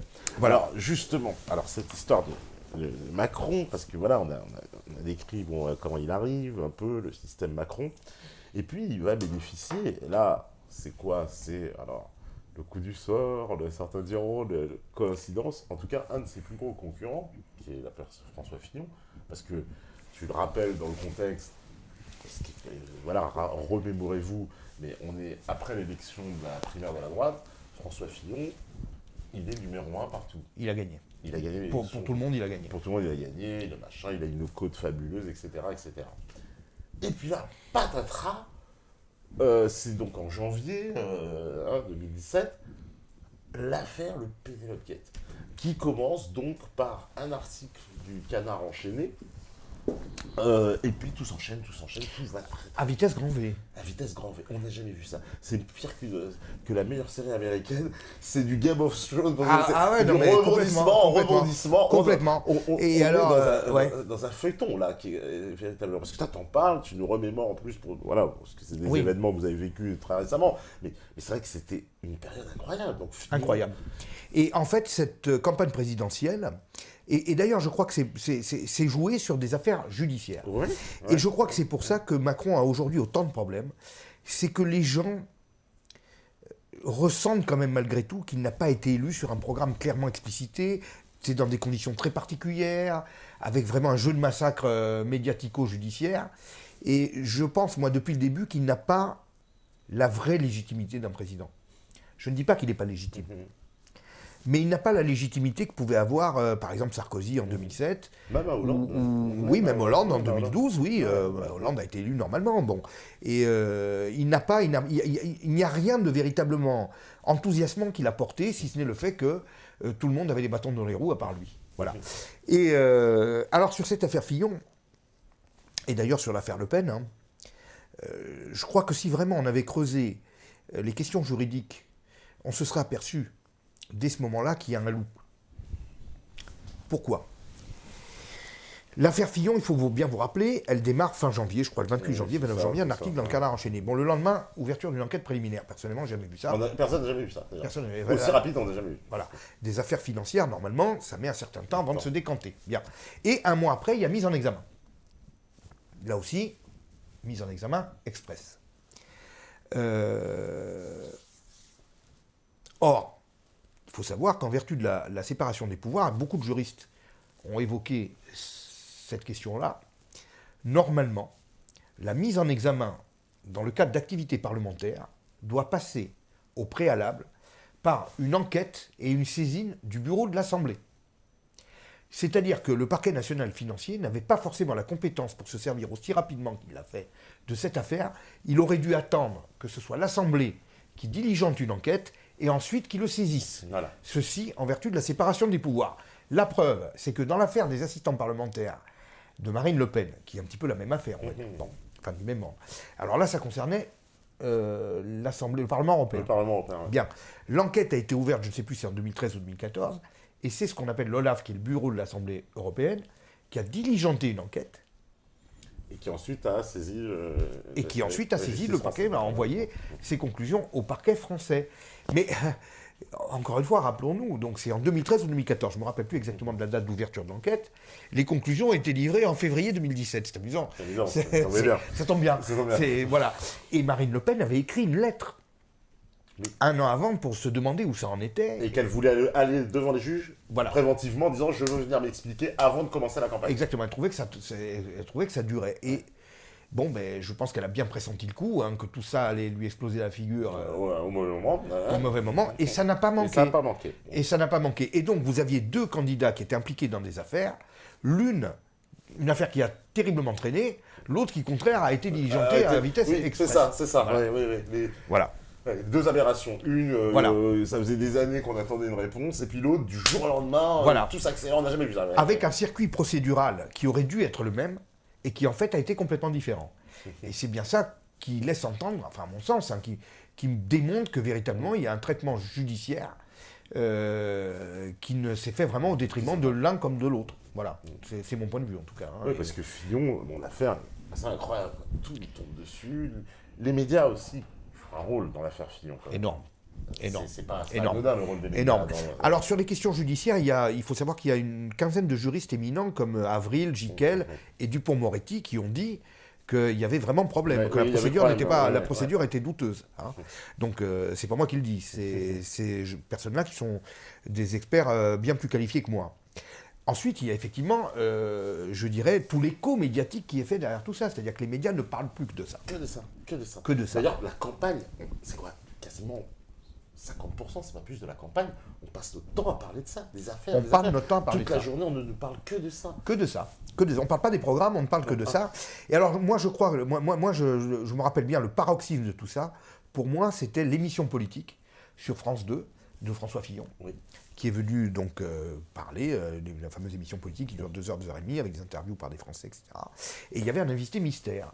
L'émission commence par un invité mystère. Et tu te rappelles qui était l'invité mystère ? C'était Christine Angot.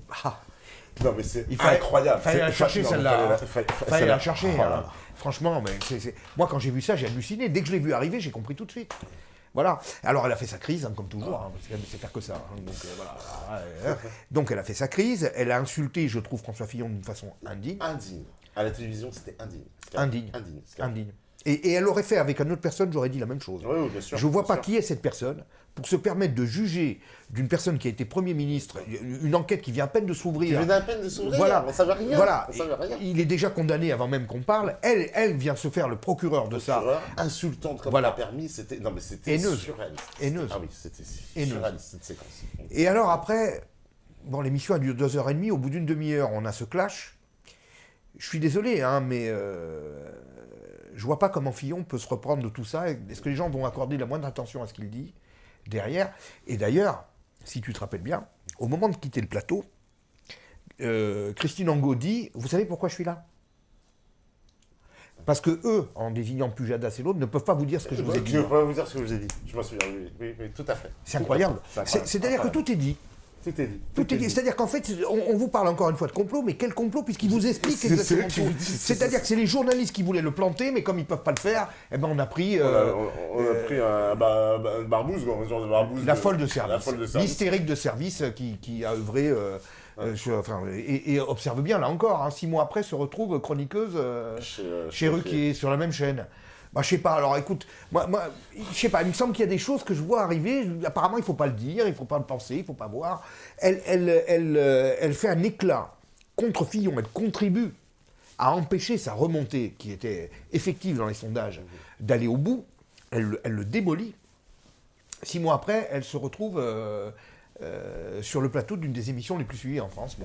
Et Il ne faut pas voir les choses, il ne faut pas penser, il ne faut rien imaginer. Voilà, tout est normal. Voilà. Tout est normal. Et alors, elle est maintenue, alors qu'en plus, beaucoup de téléspectateurs, depuis qu'elle est chez Ruquier, pendant les premiers mois, les téléspectateurs réclamaient son retrait. Trouvaient qu'elle était vraiment excessive, arrogante. Bon, ben voilà. Mais non, on l'a maintenue.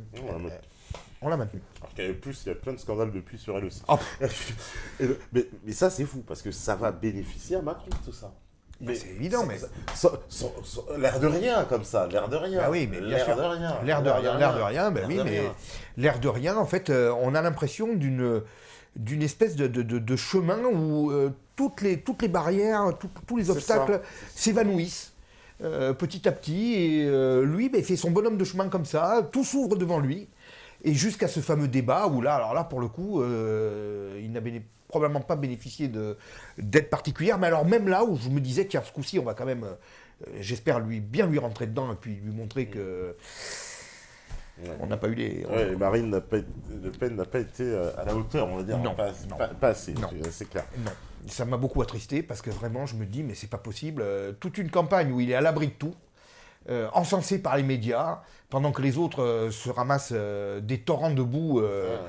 Et puis le jour où on pouvait lui en remontrer, Et pourtant, en plus, dans la campagne, on a vu quand même des images qui étaient saisissantes. C'était les fameux meetings de Macron qui étaient désertés. Oui. Même France 5 l'a montré dans C'est à vous. Il y a eu un reportage qui montre ça. Enfin, on voit ça, on le voit. Mais il y a eu aussi une émission extraordinaire d'ailleurs, La Médiasphère, sur LCI, qui devait être diffusée le 3 ou le 4 avril, où alors là, c'était Christophe Moulin qui l'animait. Avec des consultants. Ah oui. Et ça se lâche sur Macron. Ah là, ils se sont lâchés. Ce jour-là, j'ai dit, qu'est-ce qui se passe? Et alors, on sentait une espèce de jubilation. C'est Christophe Moulin qui... Moi, je l'ai ressenti comme ça. Je dis, tiens, aujourd'hui, il a carte blanche pour dire ce qu'il pense. Et puis alors là, les meetings où il n'y a personne, les gens qui se cassent au bout d'un quart d'heure, des stupidités comme ce meeting de Marseille, où c'est vraiment du n'importe quoi avec les PSG, des trucs ridicules. Et puis, l'émission, elle est programmée. Il n'y a pas de replay sur Internet. Il n'y a pas de replay, Et semble-t-il, il y aurait eu des pressions à l'époque, alors. Je vois pas pourquoi on enlève les replays sur une émission qui est vraiment, à mon avis, de nature à intéresser beaucoup de gens et à remettre en cause les idées reçues et justement à interpeller les gens. Je pense que c'était vraiment une émission qui ne pouvait faire que de l'audience. Celle-là, elle est déprogrammée, donc je sais pas, encore une fois... Ne voyons pas ce qu'il y a à voir derrière. C'est comme ça. Parce que tout ça, donc ça va vraiment faire les affaires de Macron, clairement, puisque Fillon commence à dégringoler dans les sondages. Marine Le Pen, on va dire qu'il stagnait un peu, sa manière passe non plus ses affaires. Et puis Macron, lui, est derrière. Mais je crois que, au niveau de Fillon, on a bien compris que sa campagne, de toute façon, était complètement pétrée dans les affaires. Donc, on a vite vu qu'il n'y avait pas d'espoir, si ce n'est que moi, j'ai pensé que les Français allaient quand même un peu se ressaisir et bien voir que quand ça va toujours dans le même sens, c'est qu'il y a quelque chose qui ne va pas. Bon, apparemment, ça n'a pas été perçu comme tel. Pour ce qui concerne Marine Le Pen, Marine Le Pen, c'est beaucoup mieux, parce que Fillon a une responsabilité aussi. C'est-à-dire que sa réplique dans les affaires n'était pas à la hauteur. Il a très mal joué, je pense, la com de départ, parce qu'il n'a pas vu venir aussi. Il a cru que c'était juste un petit article du Canard enchaîné. C'est ça. Je pense qu'il n'a pas imaginé la dimension que l'affaire allait prendre dans les jours qu'on suivit, puis les semaines qu'on suivit. Je pense qu'il a quasiment été dépassé par... Je suis bien d'accord avec toi. Parce que moi, je me rappelle de sa première réflexion à la suite de l'article. Ça ne tenait pas la route. Ça ne tenait pas la route, puis il balayait ça. C'est de la misogynie. C'est de la misogynie, voilà. Je me rappelle. De la misogynie. Je crois que la différence entre Marine Le Pen et François Fillon, c'est que François Fillon n'était pas habitué à toutes ces attaques ad hominem permanentes, donc il s'est complètement perdu, il était complètement désemparé, alors que Marine Le Pen, elle s'y attendait d'avance. Donc elle a très bien répliqué. Elle a d'ailleurs parlé sur BFM TV ouvertement et à la face de Jean-Jacques Bourdin du cas Drahi qui a tout à fait.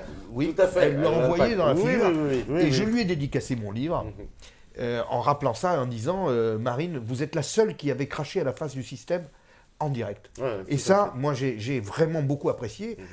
On a vu Jean-Jacques Bourdin perdre de sa Oui, verve. oui, Alors là, il était ouais. complètement... Mais vous vous rendez compte de ce que vous dites? Bah Mais oui. pourquoi lui, il peut se permettre d'attaquer tout le monde et quand on lui répond, ça va pas? C'est Lui, il est parfait. Il est sur BFM TV, tout le monde est parfait, il faut croire. Voilà. Donc Marine Le Pen a très bien fait. Elle a très bien répliqué aux attaques. Simplement, j'ai trouvé que sa campagne, à mon avis, ne tapait pas là où il fallait taper. Je pense qu'elle a... Pourtant, elle avait bien commencé l'entre-deux tours au départ. Elle avait très bien commencé entre deux tours. L'entre-deux tours, Excellent. avec un point d'orgue pour moi qui était l'image à l'usine Whirlpool. Whirlpool, tout à fait. Où elle fait un déplacement surprise imprévu le matin, où on voit, elle est accueillie triomphalement, les gens sont heureux, etc. Et Macron, qui ne devait pas aussi aller à l'usine pour lui donner l'élection, il va l'après-midi. Ah oui. Et là, c'est une image, mais alors déplorable. On voit les fumigènes, il se fait huer, les gens sont pas contents, etc. Puis il reste finalement, on va le voir, pendant une demi-heure en train de se dépêtrer pour essayer de parler avec les ouvriers. Mais là, pour moi, c'était vraiment, je voyais en disant, mais incroyable. Et ça nous montre à quel point Marine Le Pen avait gagné le cœur des classes populaires. C'est ça. Ouais. Elle avait gagné le cœur des classes populaires, alors que Macron, évidemment, est haï, par le peuple français en général et par les ouvriers. Et alors, ce qui m'a fait rire encore, c'est qu'ensuite, suite à sa victoire, il y a eu un reportage, je ne sais plus comment ça s'appelait, sur Emmanuel Macron, la campagne d'Emmanuel Macron, où on le voyait en campagne, enfin filmé dans le TGV, etc. Et là, il explique, alors il dit, voilà, mais vous vous rendez compte que si je n'avais pas été à Whirlpool, je perdais l'élection présidentielle. Donc il va voir les ouvriers, non pas pour se dire qu'il va essayer de régler leurs problèmes ou d'aller les voir, ou au moins de compatir, mais parce que sinon il risquait de perdre la campagne présidentielle. Comme du marketing. C'est ça, donc il est venu faire le truc, en fait elle l'a acculé, en fait elle l'a provoqué sur un terrain. C'est ça, c'est elle qui menait un peu la danse, d'ailleurs, Voilà. parce que ça a commencé comme ça, justement. Exactement. Dans l'entre-deux tours, on sentait que c'était Marine qui faisait le Exactement. tempo de la campagne, et plus Exactement. Macron, et que ça lui échappait, justement. Cette première Ça lui semaine, échappait, et alors après il y a eu semaine Nicolas folle. Dupont-Aignan qui a rejoint Marine Le Pen pour la soutenir pour le deuxième tour. J'ai trouvé que ça c'est vraiment formidable, Oui. parce qu'un parti qui se réclame du gaullisme rejoigne le Front National à l'époque, je pense que c'était vraiment de nature à donner vraiment de l'aura et d'élever la personne de Marine Le Pen. Je crois que vraiment, il y a eu une erreur de perception monumentale lors du débat. Je crois que les équipes qui ont géré ça derrière, et elles-mêmes d'ailleurs, se sont beaucoup plantées. Parce que ce débat du deuxième tour, je crois qu'il faut bien comprendre les choses. Le débat du deuxième tour, il y a 20 millions de personnes qui regardent. Oui. Ça veut dire que les 3/4 des gens qui suivent ce débat ne suivent jamais un autre débat politique, ne suivent jamais de débat politique à la télé. Les gens se massent devant leur poste pour regarder ce débat-là. Et le prochain, dans 5 ans, entre-temps, les 3/4 des gens ne regardent pas. Et qu'est-ce qu'ils attendent, ces gens-là? Ils attendent de voir leur président. Et donc, ils confrontent moins des programmes ou des idées que des statures présidentielles, des postures. On veut voir notre président. Tout à fait. On veut voir la personne qui va nous représenter. C'est ça, Et là, je pense que vraiment, ça m'a fait très mal au cœur parce que Marine Le Pen n'a pas répondu à cette exigence-là. Alors Macron, en creux, lui, il passait pour vraiment l'homme à la stature présidentielle, alors qu'en fait, il n'avait rien à faire. Il suffisait de laisser voir son opposant s'enliser dans une attitude un peu, je dirais, qui était décalée par rapport à ce que les gens attendaient. Ouais. Voilà. Et ça m'a fait beaucoup de mal. Moi, personnellement, ça m'a fait beaucoup de mal parce que je me suis dit, mais jusqu'au bout, il aura eu tous les obstacles qui se seront évanouis sur son passage. Oui, c'est vrai, ouais. On a l'impression, oui, même des fois la baraka un peu là, parce que oui, là, oui, enfin, oui, en quelque... oui, là, il y a, enfin, je veux dire, je pense que les gens qui ont managé le débat, l'équipe de Marine Le Pen, ont commis de graves erreurs. Ah aujourd'hui, apparemment, c'est ce qu'on entend, du côté qu'ils ont très mal préparé. Ils sont très mal préparés. Très mal préparés. Effectivement. Tout l'inverse que Macron, lui, qui était très bien préparé. Oui. Alors, bon, certaines personnes du Rassemblement national m'ont dit, c'est vrai que nous, on est une PME par rapport à l'autre en face. Ça aussi, c'est la vérité. C'est la vérité. C'est la vérité. J'entends bien. Il n'y a pas de doute, c'est la vérité. Mais je pense qu'au-delà de ça, il y a quand même un problème, à mon avis, là, de perception de la stratégie du débat. Où moi, je pense que si Marine Le Pen avait simplement, à chaque fois qu'on lui posait une question, développé son programme, tout simplement, calmement, sans attaquer, elle aurait eu une image de présidente. Elle n'aurait peut-être pas gagné. Et puis, elle aurait pu... En plus, on ne comprend pas pourquoi elle n'a pas plus insisté sur les points faibles de Macron, en fait. On a l'impression qu'elle les a pas assez attaqués.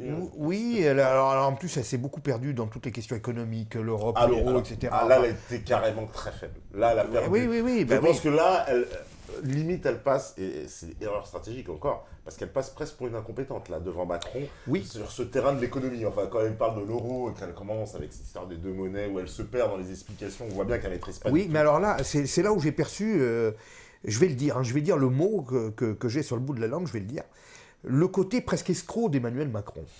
Oui, je peux le dire.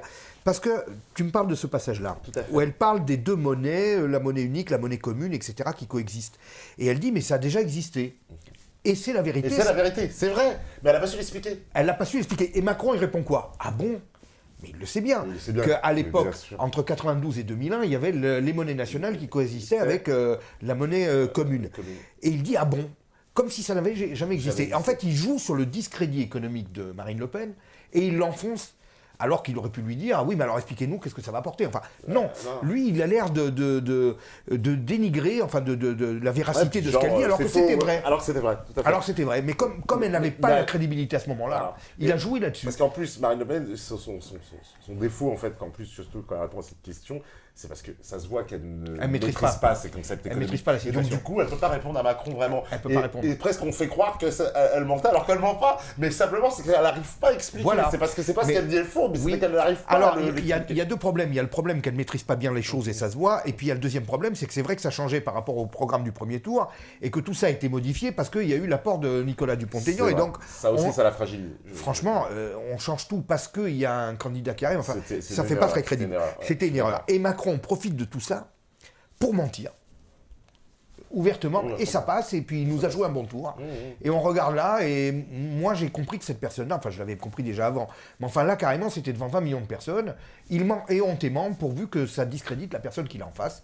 Il ne recule devant rien. Voilà, c'est ce que j'ai cru comprendre. Il ne recule devant aucun mensonge, aucun coup de Trafalgar pour essayer de dénigrer les gens en face. Voilà. Oui, Macron... c'est clair que dans ce débat, en tout cas, il va avoir un peu de chance, limite, beaucoup de chance, parce que moi, je pensais qu'il allait se faire quand même beaucoup plus attaquer, justement, sur les aspects de sa politique, justement, mondialiste, etc. Et je trouve qu'elle n'a pas assez joué sur ce... Non, elle n'a pas joué. Elle n'a pas joué sur les problèmes identitaires, sur la souveraineté. Aussi, par exemple, jamais elle aurait pu ramener les problèmes sur ce terrain, de sécurité. Précisément, c'est les terrains où lui n'est pas à l'aise. C'est-à-dire Voilà. que lui la ramène sur le terrain économique, où il sait qu'en plus, c'est son domaine de prédilection, et qu'elle n'est pas à l'aise, mais elle ne le ramène pas, justement, sur les questions identitaires ou quoi, où elle sait que là, elle va le mettre à l'aise et montrer un autre... Exactement, mais alors, bizarrement, elle n'insiste pas plus que ça. Non, pas du tout. Il y a quand même cette période, effectivement, où on parle de ça, où on sent que là, elle refait un peu surface et que lui est gêné un peu aux entournures par moment, mais on ne va pas au bout de l'attaque, on ne va pas au bout. Moi, ces débats-là, de toute façon, c'est toujours pareil. Il faut, si vous le revoyez, Marine Le Pen a lâché toutes ses cartouches au bout de 5 minutes. Elle a commencé par le mitrailler d'attaques en tout genre et tous azimuts. Bon, un débat comme ça, il se gagne sur une attaque, mais qui fait mouche, qui tue. Genre le monopole du cœur. Hein, voilà, c'est des attaques comme ça, mais envoyées au bon moment, parce que Giscard a toujours dit qu'il ne l'avait pas préparé.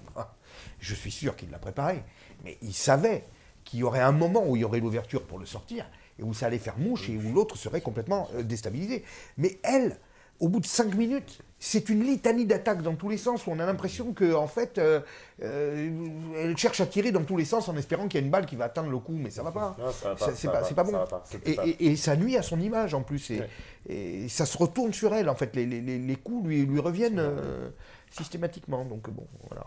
Enfin, et puis en plus, comme il y a ce décalage dans les médias où Marine Le Pen, elle, bénéficie de la défaveur des médias et Macron, c'est l'inverse, donc de toute façon, elle sera toujours présentée négativement.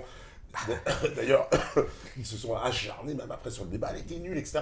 Alors que, dans le fond, même si elle a péché, moi je vous invite quand même à le revoir. Je l'ai revu, moi. Voilà, et elle n'est pas si folle et pas si mauvaise, finalement. Non. Sur le fond, d'ailleurs, c'est ça qui est terrible. C'est ça, sur le fond. Elle n'est pas si... Oui, sur le fond, je suis désolé, elle n'est pas écrasée sur le fond. Non. C'est la forme qui n'allait pas. C'est la forme qui ne va pas. Mais comme je t'ai dit au début, sur 20 millions de gens qui regardent, c'est la forme qui va primer pour les 3 quarts d'entre eux. Donc c'est là-dessus qu'il fallait faire il fallait mettre l'accent. Il valait mieux rester calme, ne même pas attaquer, et développer le programme tranquillement. Exactement. Et elle aurait gagné 1 million, 1,5 million de voix. sans rien faire. Et je pense même que ça aurait été même au-delà de ça. C'est-à-dire que je suis persuadé que si elle était restée droit dans ses bottes, expliquer son programme, à un moment donné, c'est l'autre qui aurait fait preuve d'arrogance. C'est l'autre qui aurait dit, mais Madame Le Pen, mais qu'est-ce que vous me racontez, etc. Et qui serait passé pour quelqu'un d'arrogant, de donner de leçons, et c'est là qu'elle aurait pu, derrière, lui donner un coup fatal. Et au lieu de ça, avec des attaques, je dirais, mal à propos, ça s'est retourné contre elle. Et puis, bon, après, c'est sur le passage de la fin. Bon, alors là, on est carrément dans de. Quand elle parle. Oui, vous. En fait, en plus, pour comprendre la scène, ceux qui ont capté, elle se moque de Macron, en fait. Oui, j'ai bien compris. C'était le fameux discours de Macron où il fait référence, en fait, au Le Pen, puis il dit ils sont partout, ils sont là, en fait, et puis il parle des. L'extrême droite fasciste, voilà. Et donc il dit ils sont partout, etc. Et elle se moque de lui. Mais moi, quand j'ai vu la scène, je me suis dit, non mais Marine, elle est en train de faire du troll. C'est en train de le troller. Alors c'est drôle, moi j'avoue, ça va. Oui, mais ça se prête pas dans ce. On était mal à l'aise. On était mal à l'aise. Voilà. On était mal à l'aise. Mais évidemment qu'elle le troll. Mais là, le troll, carrément. Ah oui, là, elle a dépassé le truc. Elle comprend plus. Là, pour moi, elle comprend pas. Mais non, mais il y a un débat présidentiel, Marine. C'est plus du troll. Exactement. On n'est pas sur la plage où t'es en train de troller Macron. Ceci dit, t'as raison, c'est drôle, mais c'est pas le moment. Et alors, c'est amusant parce que pendant toute la campagne, elle est restée très digne. Hein. Alors là, tout d'un coup, je comprends pas. C'est comme ça. Moi, j'ai l'impression que tout est. Ah oui, mais c'est pas le bon moment. Et c'était pas fallait attendre quelques jours en plus. Hein. C'était pas le bon moment. C'était pas le moment. Et en plus, pour ceux, si vous voyez cette scène, parce que, au fond, la scène est un peu cocasse à mourir de rire pour moi, parce qu'il y a Marine Le Pen qui est un peu comme dans, vous savez, dans les cours d'école, il y a un moment où les filles sont plus grandes que les garçons. En général, vers 10 ans, entre 10 et 12 ans, avant qu'on arrive au collège. Et puis, des fois, les filles, peuvent traumatiser les garçons, elles sont plus grandes et tout. Et ben là, ça faisait un peu ça. C'était la fille qui traumatisait les garçons, parce que Macron, il fait un peu le petit garçon. Oui, effectivement, il a l'air interloqué. Il est interloqué, il sait pas comment réagir, et il fait un peu le petit garçon. Oui. Non, c'est pas vrai, et tout, machin, et Marine Le Pen, comme les filles qui viennent le harceler. Oui, c'est vrai. Mais alors, il y a eu aussi autre chose dans cet entre-deux tours qui m'a beaucoup scandalisé, personnellement. Et là aussi, pratiquement personne n'a relevé. Macron, donc, a été forcé et contraint d'aller chez Whirlpool, hein, il a expliqué. Mais alors, qu'est-ce qu'il a fait comme campagne? Alors, il a parlé de quoi? Alors, il a été en retour sur Glane et au camp de Drancy. Mais c'est quand même incroyable. Donc, ça veut dire qu'en face, il a une nazie. Parce qu'enfin, je sais pas, on parle bien des élections de 2019, c'est pas les élections de 1939. Donc, je veux dire, incroyable. On a l'air de parler de retour sur Glane, comme si c'était Madame Le Pen qui avait brûlé l'église du camp de Drancy. Mais on est où, là? Mais on est où? Et je trouve quand même que ce soit étonnant que si peu de journalistes aient relevé ça et aient dit mais c'est quand même indigne de sous-entendre que l'adversaire est une nazie qui pourrait faire revivre des heures pareilles à notre pays. Alors que tout le monde sait très bien que Marine Le Pen est une démocrate, voilà. Enfin, je veux dire, en tout cas, elle a toujours respecté les institutions républicaines, elle a toujours reconnu ses défaites contre les pères, etc. Moi, je vois pas de menaces, et je pense même d'ailleurs que j'espère que les gens vont bien se rendre compte que les menaces à la liberté d'expression, et les menaces à l'expression démocratique des peuples, au droit de manifester et autres, c'est pas Marine Le Pen, jusqu'à présent. C'est Emmanuel Macron. Jusqu'à présent. Voilà. L'histoire nous aura révélé tout voilà. ça, mais ça, c'est vrai que c'était. Macron a porté ensuite, effectivement, l'opposition comme si, on pouvait presque anticiper ce duel, c'est-à-dire, moi je suis le camp du bien contre le camp du mal. C'en était presque tellement grossier que moi aussi. Mais c'est ça. Moi aussi, j'ai trouvé que c'était. J'ai trouvé que c'était tellement grossier. Je me disais, on peut pas monter un piège aussi. Alors, au Radour-sur-Glane, il a pris la main d'un monsieur qui avait échappé, je crois, à l'époque, à la chose, etc. Et alors, on aurait dit qu'il le protégeait. Qu'il allait le protéger, que ça allait revenir, mais que Dieu merci, il est là. Je ne sais pas si vous vous rappelez, il a pris dans la main, dans les bras, etc. J'ai trouvé que c'était indigne, mais scandaleux, mais honteux, et personne ne relevait ça. Moi, j'ai trouvé que c'était de la folie, c'était un truc vraiment incroyable. Moi, j'ai jamais vu une campagne comme celle-là, et je crois que c'est aujourd'hui que Macron paye tout ça. Moi, je suis persuadé que c'est aujourd'hui que Macron paye tout ça, parce qu'il n'a pas été porté par un courant populaire. Non. Pas du tout. D'ailleurs, je pense que tu acquiesceras cette remarque. Macron, c'est le seul président, alors je dis bien le seul, moi j'en ai connu 4 ou 5 des présidents depuis Giscard, voilà, Chirac, Sarkozy, Hollande. C'est la première fois que je vois un président avec aucun soutien populaire. Rien. Le soir de l'élection, dans toutes les élections que j'ai vécues jusqu'à présent, je pense que c'est à peu près pareil chez toi, il y a des klaxons, le soir de l'élection. Ici même, voilà, en Seine-Saint-Denis, je peux vous assurer, le soir de l'élection de Sarkozy, il y avait des klaxons. Ah ben ça c'est Je clair. peux vous l'assurer. Ah mais c'est clair. En c'est clair, Seine-Saint-Denis, c'est clair. machin, le soir, l'élection, on entendait les klaxons partout, toujours dans des ouais, etc., autour de chez moi, machin, etc. Ce qui est normal. Hollande, moi je vous donne dans le mille, c'est pareil, surtout ici, ça fait beaucoup machin. Donc, Seine-Saint-Denis, certainement. C'était Ouais, encore là, moins, tu es bien comme placé. ça, encore moins étonnant, mais bon, voilà, ça a Voilà. continué. Mais tout ce qu'il y a de plus normal, Macron, je peux vous assurer que je n'ai pas entendu un seul coup de klaxon, pas un seul ouais quelque part, pas une seule manifestation de joie, rien. Pour preuve d'ailleurs, quand il va descendre les Champs-Élysées, je rappelle, il n'y a personne. Que les médias... Je commence mon livre là-dessus. oui, tout à fait. Oui, mais je suis voilà, Ouais, exactement. Il n'y a personne.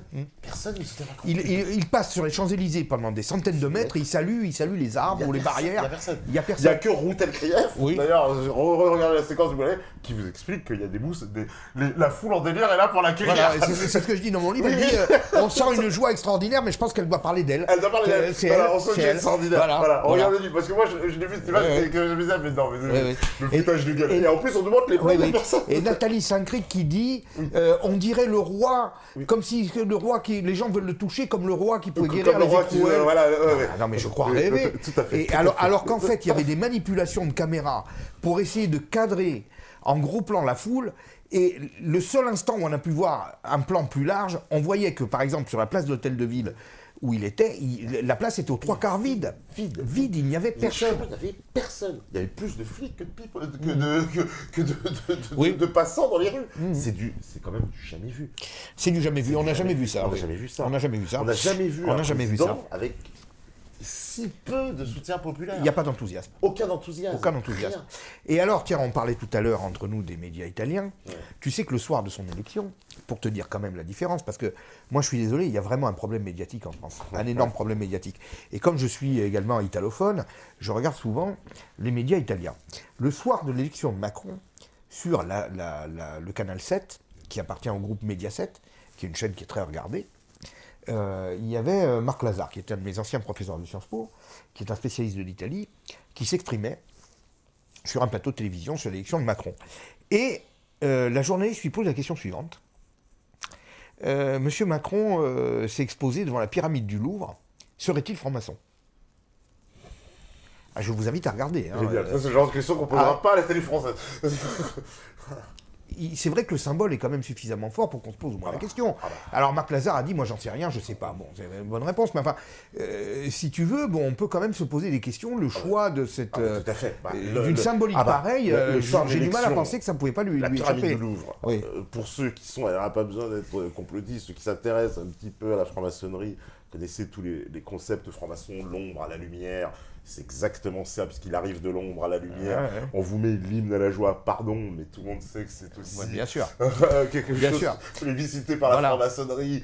Au passage, pour ceux qui ne savent pas, c'est l'hymne européen, évidemment. Donc, oui. qui est l'hymne de la pan-Europe, choisi Oui, monté par Koudanov Kadergi, etc. Donc tout se tient, et puis devant la pyramide, bon, c'était... Alors tu viens de me citer Koudenov Kalergi. Ouais. Je ne parlais jamais de Koudenov Kalergi dans les médias jusqu'au mois de mai de l'année dernière.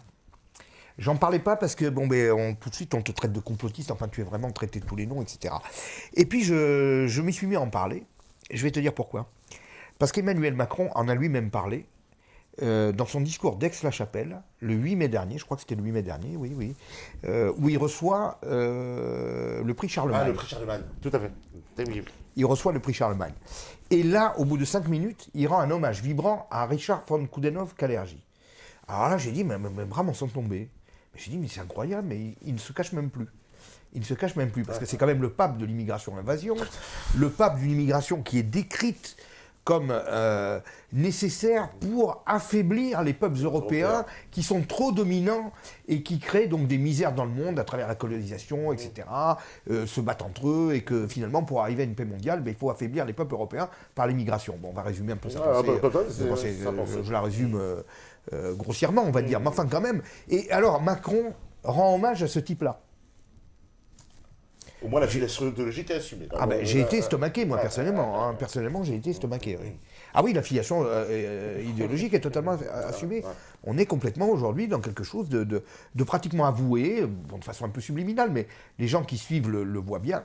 Et je pense que c'est vraiment la confirmation de ce que je dis dans mon livre, et de ce que je dis partout, c'est que Macron, son projet, c'est le mondialisme. Point barre. C'est le mondialisme par la disparition des frontières, des nations et des souverainetés populaires.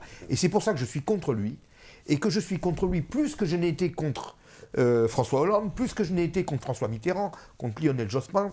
J'ai l'impression qu'il y a beaucoup de gens qui sont comme ça, parce que personne ne s'est mangé un mouvement social comme les Gilets jaunes, parce que c'est quand même... Alors, parce que, voilà, les Gilets jaunes, c'est quoi? Parce que moi, quand justement, je lis ton livre, à la fin du livre, j'ai presque envie de le lire, bon, ta conclusion, je vais la lire. Ah, c'est gentil, oui. Oui, parce que Oui. je pense que ça reflète bien ce qu'on vit aujourd'hui. Tu dis, mais derrière Emmanuel Macron, ne s'en formalise pas plus que ça, les médias sont là pour minimiser ses échecs et sonner les trompettes au moindre succès. Pour le moment, l'envoûtement fonctionne encore sur une partie de l'opinion. Mais quand ils se réveilleront, qu'en sera-t-il? Pour les Français, il restera de l'amertume d'un rêve en forme d'image subliminale, introduite avec une précision de chirurgien dans les cerveaux qui s'évanouit brutalement. Rien à voir avec la bonne vieille rancune des éternels cocus qui se laissent trop facilement entraîner par les battleurs d'estrade. Il y a fort à parier que bientôt les Français seront épouvantés d'avoir servi de cobaye à un coup d'État démocratique de nouvelle génération. Je veux dire, quand tu dis ça, c'est ce qui est en train de se passer. C'est-à-dire que j'ai mes neveux, par exemple, qui me disaient ah ben Macron, etc., machin, ceci, cela, il est pas si mal, blablabla. Bla, bla, bla. Puis là, ils m'ont dit, mais finalement, tu avais bien raison. Ben, j'ai dit oui, moi je pense que ce gars-là ne peut pas avoir un mandat qui se passe classiquement, on va dire, même dans la difficulté, comme tous les autres. Il n'y a pas de soutien. Il a balayé en plus les corps intermédiaires, c'est-à-dire tous les gens avec qui il pouvait dialoguer. Ça, c'est vrai. Voilà. Bizarrement d'ailleurs, il a fait un peu Jean Jupiter là, parce que complètement. En dégageant tout le monde comme ça, c'était pas nécessaire, forcément. Exactement. Alors, moi je dirais, alors pour employer une expression, c'est une forme de gouvernance qui s'assimile à une forme de néofascisme centriste. C'est ça qui est rigolo, c'est-à-dire qu'en fait, il pratique à la mode fasciste, c'est-à-dire on élimine tous les corps intermédiaires, tout ce qui est entre le peuple et... On s'exprime directement avec le peuple, mais pour l'engager dans une voie, la voie du mondialisme, encore une fois. Une voie qui n'est pas souhaitée par les Français. Une voie qui n'est pas souhaitée par les Français. En tout cas, pas à ce point, au point de tout ce qu'il veut nous faire avaler. Bien sûr. Et donc, le mouvement des Gilets jaunes, ce n'est pas un mouvement social comme les autres, c'est vraiment la rébellion des Français contre ce vers quoi Macron veut nous faire tendre. Alors je ne sais pas si les Gilets jaunes ont tout à fait conscience complètement de tout ça, mais qu'est-ce qu'ils décrivent? Alors, moi j'entends sur les plateaux de télévision des gens nous disent mais quel est le programme des Gilets jaunes? Mais les Gilets jaunes ne sont pas là pour avoir un programme. Les Gilets jaunes sont là pour évoquer et crier leur colère par rapport à ce qu'ils vivent. Ils vivent quoi?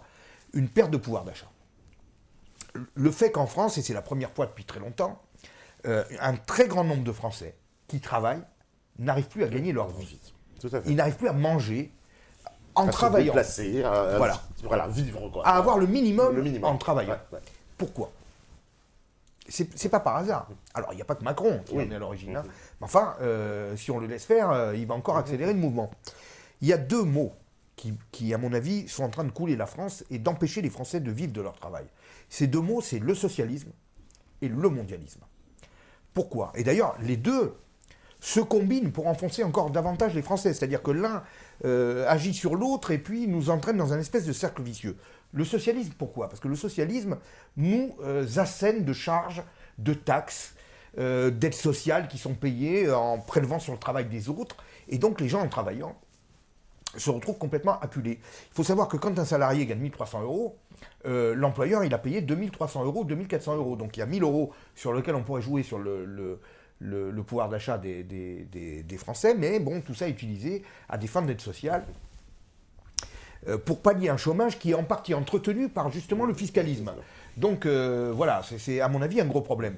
Sur les 1 300 euros qui restent aux Français, ils consomment les 1 300 euros pour la plupart, donc ils payent la TVA, n'est-ce pas? Ils payent les taxes d'habitation, les taxes foncières, les taxes sur le carburant, les taxes carbone qu'on voulait rajouter, etc., etc. Donc, je suis désolé, mais quand un employeur paye 2 300 ou 2 400 euros, en réalité, le salarié ne bénéficie que de 900 euros. Et une fois qu'on a déduit tout ce qu'il lui paye. Donc, on se retrouve avec à peu près 60% du revenu national qui est aujourd'hui capté par l'État. En France, 57% du PIB relève de la dépense publique et c'est prélevé. En gros, quand vous avez 2 Voilà. euros, bah, il y a Voilà. 1 Voilà. euro et quelques qui part de la poche de l'État. Voilà. Quoi qu'il arrive. Donc ça joue sur le pouvoir d'achat, ça joue sur la compétitivité des entreprises françaises qui évidemment, comme la France est le pays le plus taxé de tout l'OCDE, eh bien, sont handicapées dans la compétition internationale. Et alors c'est ça qui est extraordinaire, c'est-à-dire que on nous impose en plus le mondialisme, c'est-à-dire l'ouverture totale à la concurrence qui vient de partout. Mais on doit y aller en étant lesté par le poids du socialisme. Mais comment peut-on s'en sortir comme ça? C'est impossible de s'en sortir. On ne peut pas s'en sortir en France quand on est plongé dans une concurrence tous azimuts qui vient de partout. Ça, c'est le mondialisme. Que les salariés français sont confrontés à la concurrence des migrants qui arrivent en masse et on ne fait rien pour freiner ça. Et évidemment, ça pèse en plus sur les salaires. C'est-à-dire que ça crée une pression à la baisse sur les salaires, ça entretient le chômage. Et tout ça, on le fait dans le cadre d'un socialisme qui taxe en plus les entreprises tout en leur imposant une concurrence infernale. Donc je ne vois pas comment la France peut s'en sortir. Et moi j'écoute tous ces fameux débats, je regarde, mais enfin on ne traite pas du fond du problème, parce que M. Macron pendant cette heure il parle du problème de tel hôpital, du périnatal par-ci, de la départementale 41, etc. C'est pas les vrais problèmes. Mais non, mais non. Le vrai problème c'est qu'on est empêtré dans un logiciel, dans une nasse, qui va empêcher la France de véritablement se développer, retrouver une économie qui marche, avec de la croissance, avec des entreprises qui fonctionnent, des PME qui gagnent bien leur vie, qui font du profit, et des entreprises qui exportent. Et si on arrivait à ça, ben on ne se poserait plus le problème du pouvoir d'achat de ci, de là, parce qu'on aurait de la croissance, on aurait de l'argent, les rentrées fiscales se feraient non plus en augmentant les impôts, mais simplement parce qu'il y a une croissance qui va générer de l'argent pour les services publics. Bon ben voilà, c'est tout. Le problème, c'est que ce n'est pas du tout ce qui se fait en France. En France, encore une fois, on handicape notre économie de tous les côtés, on le fait nous-mêmes, pour le coup. Voilà. Et moi, je pense que vraiment, il faut parler vraiment du cœur du problème. Tant qu'on est dans ce cadre qu'on nous impose, bah, on n'arrivera jamais à s'en sortir. Et donc Macron, c'est quand même le premier président donc, qui va se manger donc, un mouvement social, presque une révolte. Certains c'est pas un mouvement social, c'est une révolte, oui, c'est une insurrection. C'est ça, c'est pour ça que je vous dis, oui. je pars du premier stade où on a dit mouvement social, et puis aujourd'hui on parle de révolte, et peut-être demain de révolution, enfin j'extrapole évidemment, mais en tout cas on est dans une transformation et une réaction violente, comme on n'avait jamais vu envers un chef d'État. On n'a jamais vu ça. On n'a jamais vu ça. Et on n'a jamais vu ça en France, et on n'a jamais vu ça dans aucun pays européen. Depuis 70 ans. C'est vrai. C'est quand même extraordinaire. Oui. Il y a donc une exception française, et ça fait un moment que je le dis, parce que je dis à tout le monde que de tout ce que je vois en Occident, que ce soit en Amérique du Nord ou en Europe, alors je mets à part le cas de la Grèce, bien entendu, qui elle aussi a été plongée dans une ambiance insurrectionnelle, on comprend pourquoi, mais il y a une exception française, je suis désolé, en France il y a un malaise énorme qui existe peut-être ailleurs, mais qui est bien atténué. En France, on a vraiment un très gros malaise, à la fois économique, et un malaise également dans la représentativité et l'expression médiatique des problèmes. Et tout ça se conjugue et est en train de rendre les gens fous. C'est en train de leur exploser à la figure. C'est en train de leur exploser à la figure. Parce que là, même quand tu le décris, les médias sont en train de leur exploser à la figure. Ils découvrent tout d'un coup que les Français n'ont plus confiance. Écoute, Patrick, Macron a été élu en mai 2017. Bien. À partir de juin, qu'est-ce qu'on entend dans les médias? Ah ben l'économie va mieux. Ah ben ça se redresse. Ah ben il y a un effet Macron. Voilà, et à longueur de temps, on entend ça en boucle. Alors, moi je passais sur certains plateaux de télé ou certaines radios, et je disais, mais citez-moi un chiffre. Un petit chiffre qui va nous donner un peu d'espoir. Il n'y a rien. Il n'y a rien. Les déficits sont toujours les plus forts d'Europe, en termes de déficit budgétaire. Le déficit commercial, c'est-à-dire la balance entre les importations et les exportations, qui traduit la compétitivité d'un pays. C'est creusé. C'était déjà le plus fort d'Europe. Il est à moins 70 milliards. On nous parle des Allemands qui sont en excédent de 250 milliards. Les Italiens sont en excédent de 50 milliards. Faut pas oublier ça. Faut pas oublier. Les Espagnols sont en déficit de 15 ou 17 milliards. Bon. Et nous, on arrive aux 100 milliards en plus. Ah bah ça n'arrête pas. Et alors ça, c'est vraiment le marqueur de la déficience de l'économie française, de notre industrie qui disparaît, du fait que notre pays est en train de s'étioler et on maintient tant bien que mal notre niveau de vie avec la dette. Avec la dette. Voilà, c'est ça. On sauve encore les apparences avec la dette, alors qu'en réalité, notre économie ne tient plus. Moi, ça fait des années que je le dis. Et les médias ne répercutent pas ça. Ils ne répercutent pas le malheur des populations, le malheur des gens qui essayent de travailler et qui ne s'en sortent pas. Et il est bien évident qu'à un moment donné, ces gens-là, s'entendant dire toute la journée, ça va mieux, ça va bien, ça monte, et eux-mêmes sont dans le désarroi, et pas qu'un seul, une majorité de gens, ça finit par exploser parce que les gens ressentent que le problème est celui d'une caste à la fois politique, mais également économique et médiatique, qui est coalisée pour en fait empêcher que la majeure partie du peuple puisse vivre des valeurs de son travail. Parce qu'on ne demande pas la mendicité. Oui, on veut travailler, on veut gagner correctement notre vie. Ça, c'est plus possible. Ça, c'est plus possible. Et voilà. même, alors justement, bon là, on va justement terminer mes dernières questions, justement, parce que Macron aussi, sur cette appréhension justement au point de départ des Gilets jaunes, et jusqu'à aujourd'hui, c'est quoi la réponse? C'est la répression. Il ne les écoute pas, il ne prononce jamais leur nom, il ne les reçoit pas. Et on apprend que sur le débat, il fait en sorte que des kilomètres à la ronde, les forces de police fouillent toutes les voitures. J'ai même vu, quand il est allé à Autun dernièrement, c'est scandaleux. Même les ambulanciers, on leur a fait retirer leur gilet jaune. Alors c'est obligatoire. C'est dingue. On croit rêver. On croit rêver. Mais il y avait une caricature dans je ne sais plus quel journal où on voyait un débat alors on voyait la carte de France avec un point, je ne sais plus dans le Lot, débat de Macron et périmètre de sécurité, c'était toute la France. Bientôt il va falloir qu'on évacue, il y aura plus que les maires sélectionnés et triés sur le volet. Bien sûr, mais tout simplement parce que le gros problème, encore une fois, et ça je le décris bien dans le livre, qu'est-ce que je dis dans le livre? Je dis qu'en fait, Macron est moins redevable devant l'électorat que devant les puissances qui l'ont financé. Son vrai programme, il est pour eux, pour elles, pour ces puissances-là, et son vrai lien, je dirais, vraiment les choses qu'il a, il est redevable vis-à-vis de ces gens-là, avant tout. Son lien de dépendance est plus vis-à-vis des gens qui l'ont financé, des gens qui l'ont appuyé, des gens qui l'ont poussé, parce qu'encore une fois, il a été sorti comme un diable de sa boîte. Donc, il va user de tous les stratagèmes pour, au contraire, essayer d'étouffer la voix du peuple. Et on a droit à tout. On a droit à 7 heures de direct sur les chaînes info à raison de 2 fois par semaine. Il dépasse Fidel Castro, c'est-à-dire que même Fidel Castro n'abusait pas du micro à ce point. Pourtant, il saoulait les Cubains. Il les saoulait, voilà. Et pendant 7 heures, on entend dire que tout va bien, mais finalement, de quoi on se plaint? Bon, après, on a droit à un débat dans l'émission Balance ton poste, un débat par Cyril Hanoula. Quelle référence politique, c'est vraiment merveilleux. Co-animé par Marlène Schiappa. Les deux font la paire, il leur manque plus que de percer dans les oreilles. C'est vraiment extraordinaire. Et alors, ce débat se passe vis-à-vis de gens, on ne sait pas pour qui est là. Il y a une personnalité politique qui débat avec ces personnes-là, c'est la députée La République En Marche des Yvelines. Non, mais on croit rêver. Et personne ne trouve à redire là-dessus. C'est-à-dire qu'en fait, le débat, c'est la propagande de La République En Marche, assénée matin, midi et soir, à satiété, on n'en peut plus. Moi, je trouve que quand même, il y a un gros problème. À un moment donné, il faut se réveiller, il faut se dire que ça ne peut plus continuer comme ça. Et d'ailleurs, ce grand débat, moi, je suis encore désolé de le dire, mais je vois pas trop à quoi ça va nous mener. J'aimerais qu'on sache à la fin qu'est-ce qu'on a comme garantie. D'abord, qu'on aura la bonne recension de ce que les gens ont dit. Ça, on ne sait toujours pas. On n'a toujours pas compris, d'ailleurs. Une fois qu'on a la recension, supposons qu'elle soit bien faite. Donc la recension est bien faite. On a donc des cahiers avec des grandes lignes, des grandes idées qui se dégagent. Donc l'Assemblée va voter pour ça. Oui, mais sinon, ça sert à quoi?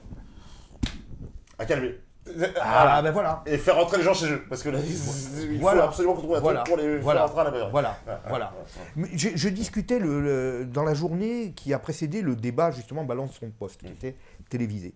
Et je discutais avec quelqu'un qui me disait, mais non, les gens, tu vas voir, il va y avoir un débat, ils vont peser le pour, le contre, les économies, les trucs. J'ai dit, mais non, les gens vont arriver, vont parler de leurs problèmes, et ça va être un alignement de problèmes comme ça, c'est normal, on ne peut pas demander aux gens. Je veux dire, les gens qu'on va amener dans ces débats-là ne peuvent pas avoir tous en tête un programme politique, c'est quand même pas des politologues ou des choses... Bon, ils vont venir avec les problèmes qu'ils ressentent, mais c'est pas ça un débat, c'est pas sur ça qu'on base un vrai programme politique. C'est une cohérence, c'est quelque chose qui est logique, qui nous amène à une ligne directrice bien précise, dans laquelle on va piloter la France sur plusieurs années. Et puis en plus, on appelle ça débat, mais souvent, ce sont des gens qui posent des questions voilà, sur leur cas personnel, Ben voilà. mais ils font très peu état de leurs propres opinions. Il y en a très peu. D'ailleurs, quand on fait état de ses propres opinions, moi j'ai eu l'occasion de le faire, c'est mis en avant parce que personne ne le fait. Personne ne le fait. Et alors toujours on va te dire, ah oui, mais toi t'es là. Ah mais toi t'es ici, ah, toi t'es là. Ouais. Il n'y a que si tu es pour la République en marche, on ne te dit pas, mais toi tu serais pas de la République Ça en marche marche, par hasard. exactement. Non, là il n'y a pas de Exactement. problème, il n'y a Tout plus à personne. fait. C'est vrai que c'est dur d'en trouver aussi, hein, il faut aller les chercher maintenant. Hein. Mais bon, voilà, on est renvoyé à nos opinions politiques. Voilà. Donc en fait, on a l'impression qu'il n'y a qu'un parti qui a le droit de citer de façon objective, c'est la République en marche. Nous autres, on est tous des excités, des extrémistes, des méchants, et puis alors maintenant c'est valable même pour les Républicains, la France Insoumise et même le Parti Socialiste. Bon, je suis désolé, moi je trouve que franchement, moi je n'ai jamais vu une atmosphère comme ça là en France. Moi je ne reconnais plus mon pays, et ça c'est vraiment quelque chose. J'en voudrais énormément à Emmanuel Macron, plus que de tout le reste, c'est qu'il a défiguré la France. Je suis désolé, il a défiguré la France, moi je ne reconnais plus la France. Pays de liberté, pays où on s'exprime, où on parle, où on se moque des politiques, où on critique. Non, aujourd'hui, on a des risques, on a des problèmes, il se passe des choses qu'on n'a jamais vues encore jusqu'à présent. Et d'ailleurs, voilà, dernière remarque, tu me diras d'ailleurs si tu es d'accord avec cette remarque, la répression à laquelle on assiste, si seulement c'était dans un pays genre Iran, Chine, Russie, t'oses imaginer qu'on te dise que Poutine est en train de... qu'il y a des manifestants qu'on a même laissé des centaines, des yeux, des mains arrachées, des yeux crevés, que c'est la police qui tire des grenades sur les gens. Mais tu sais très bien que l'ONU, ce serait un problème mondial. On en parlerait tous les jours en disant mais il faut abattre ce régime-là, c'est la dictature. C'est ça, c'est ça. Mais alors, ça m'a bien fait rire parce que je crois qu'après la manifestation, je ne sais plus si c'est du 1er décembre ou du 8 décembre, on a eu une volée de bois vert qui est tombée sur Macron, qui venait d'Italie, de Hongrie, des États-Unis, mais alors aussi de Turquie et d'Iran. C'est à mourir de rire. Vladimir Poutine qui demande l'application des droits de l'homme en France.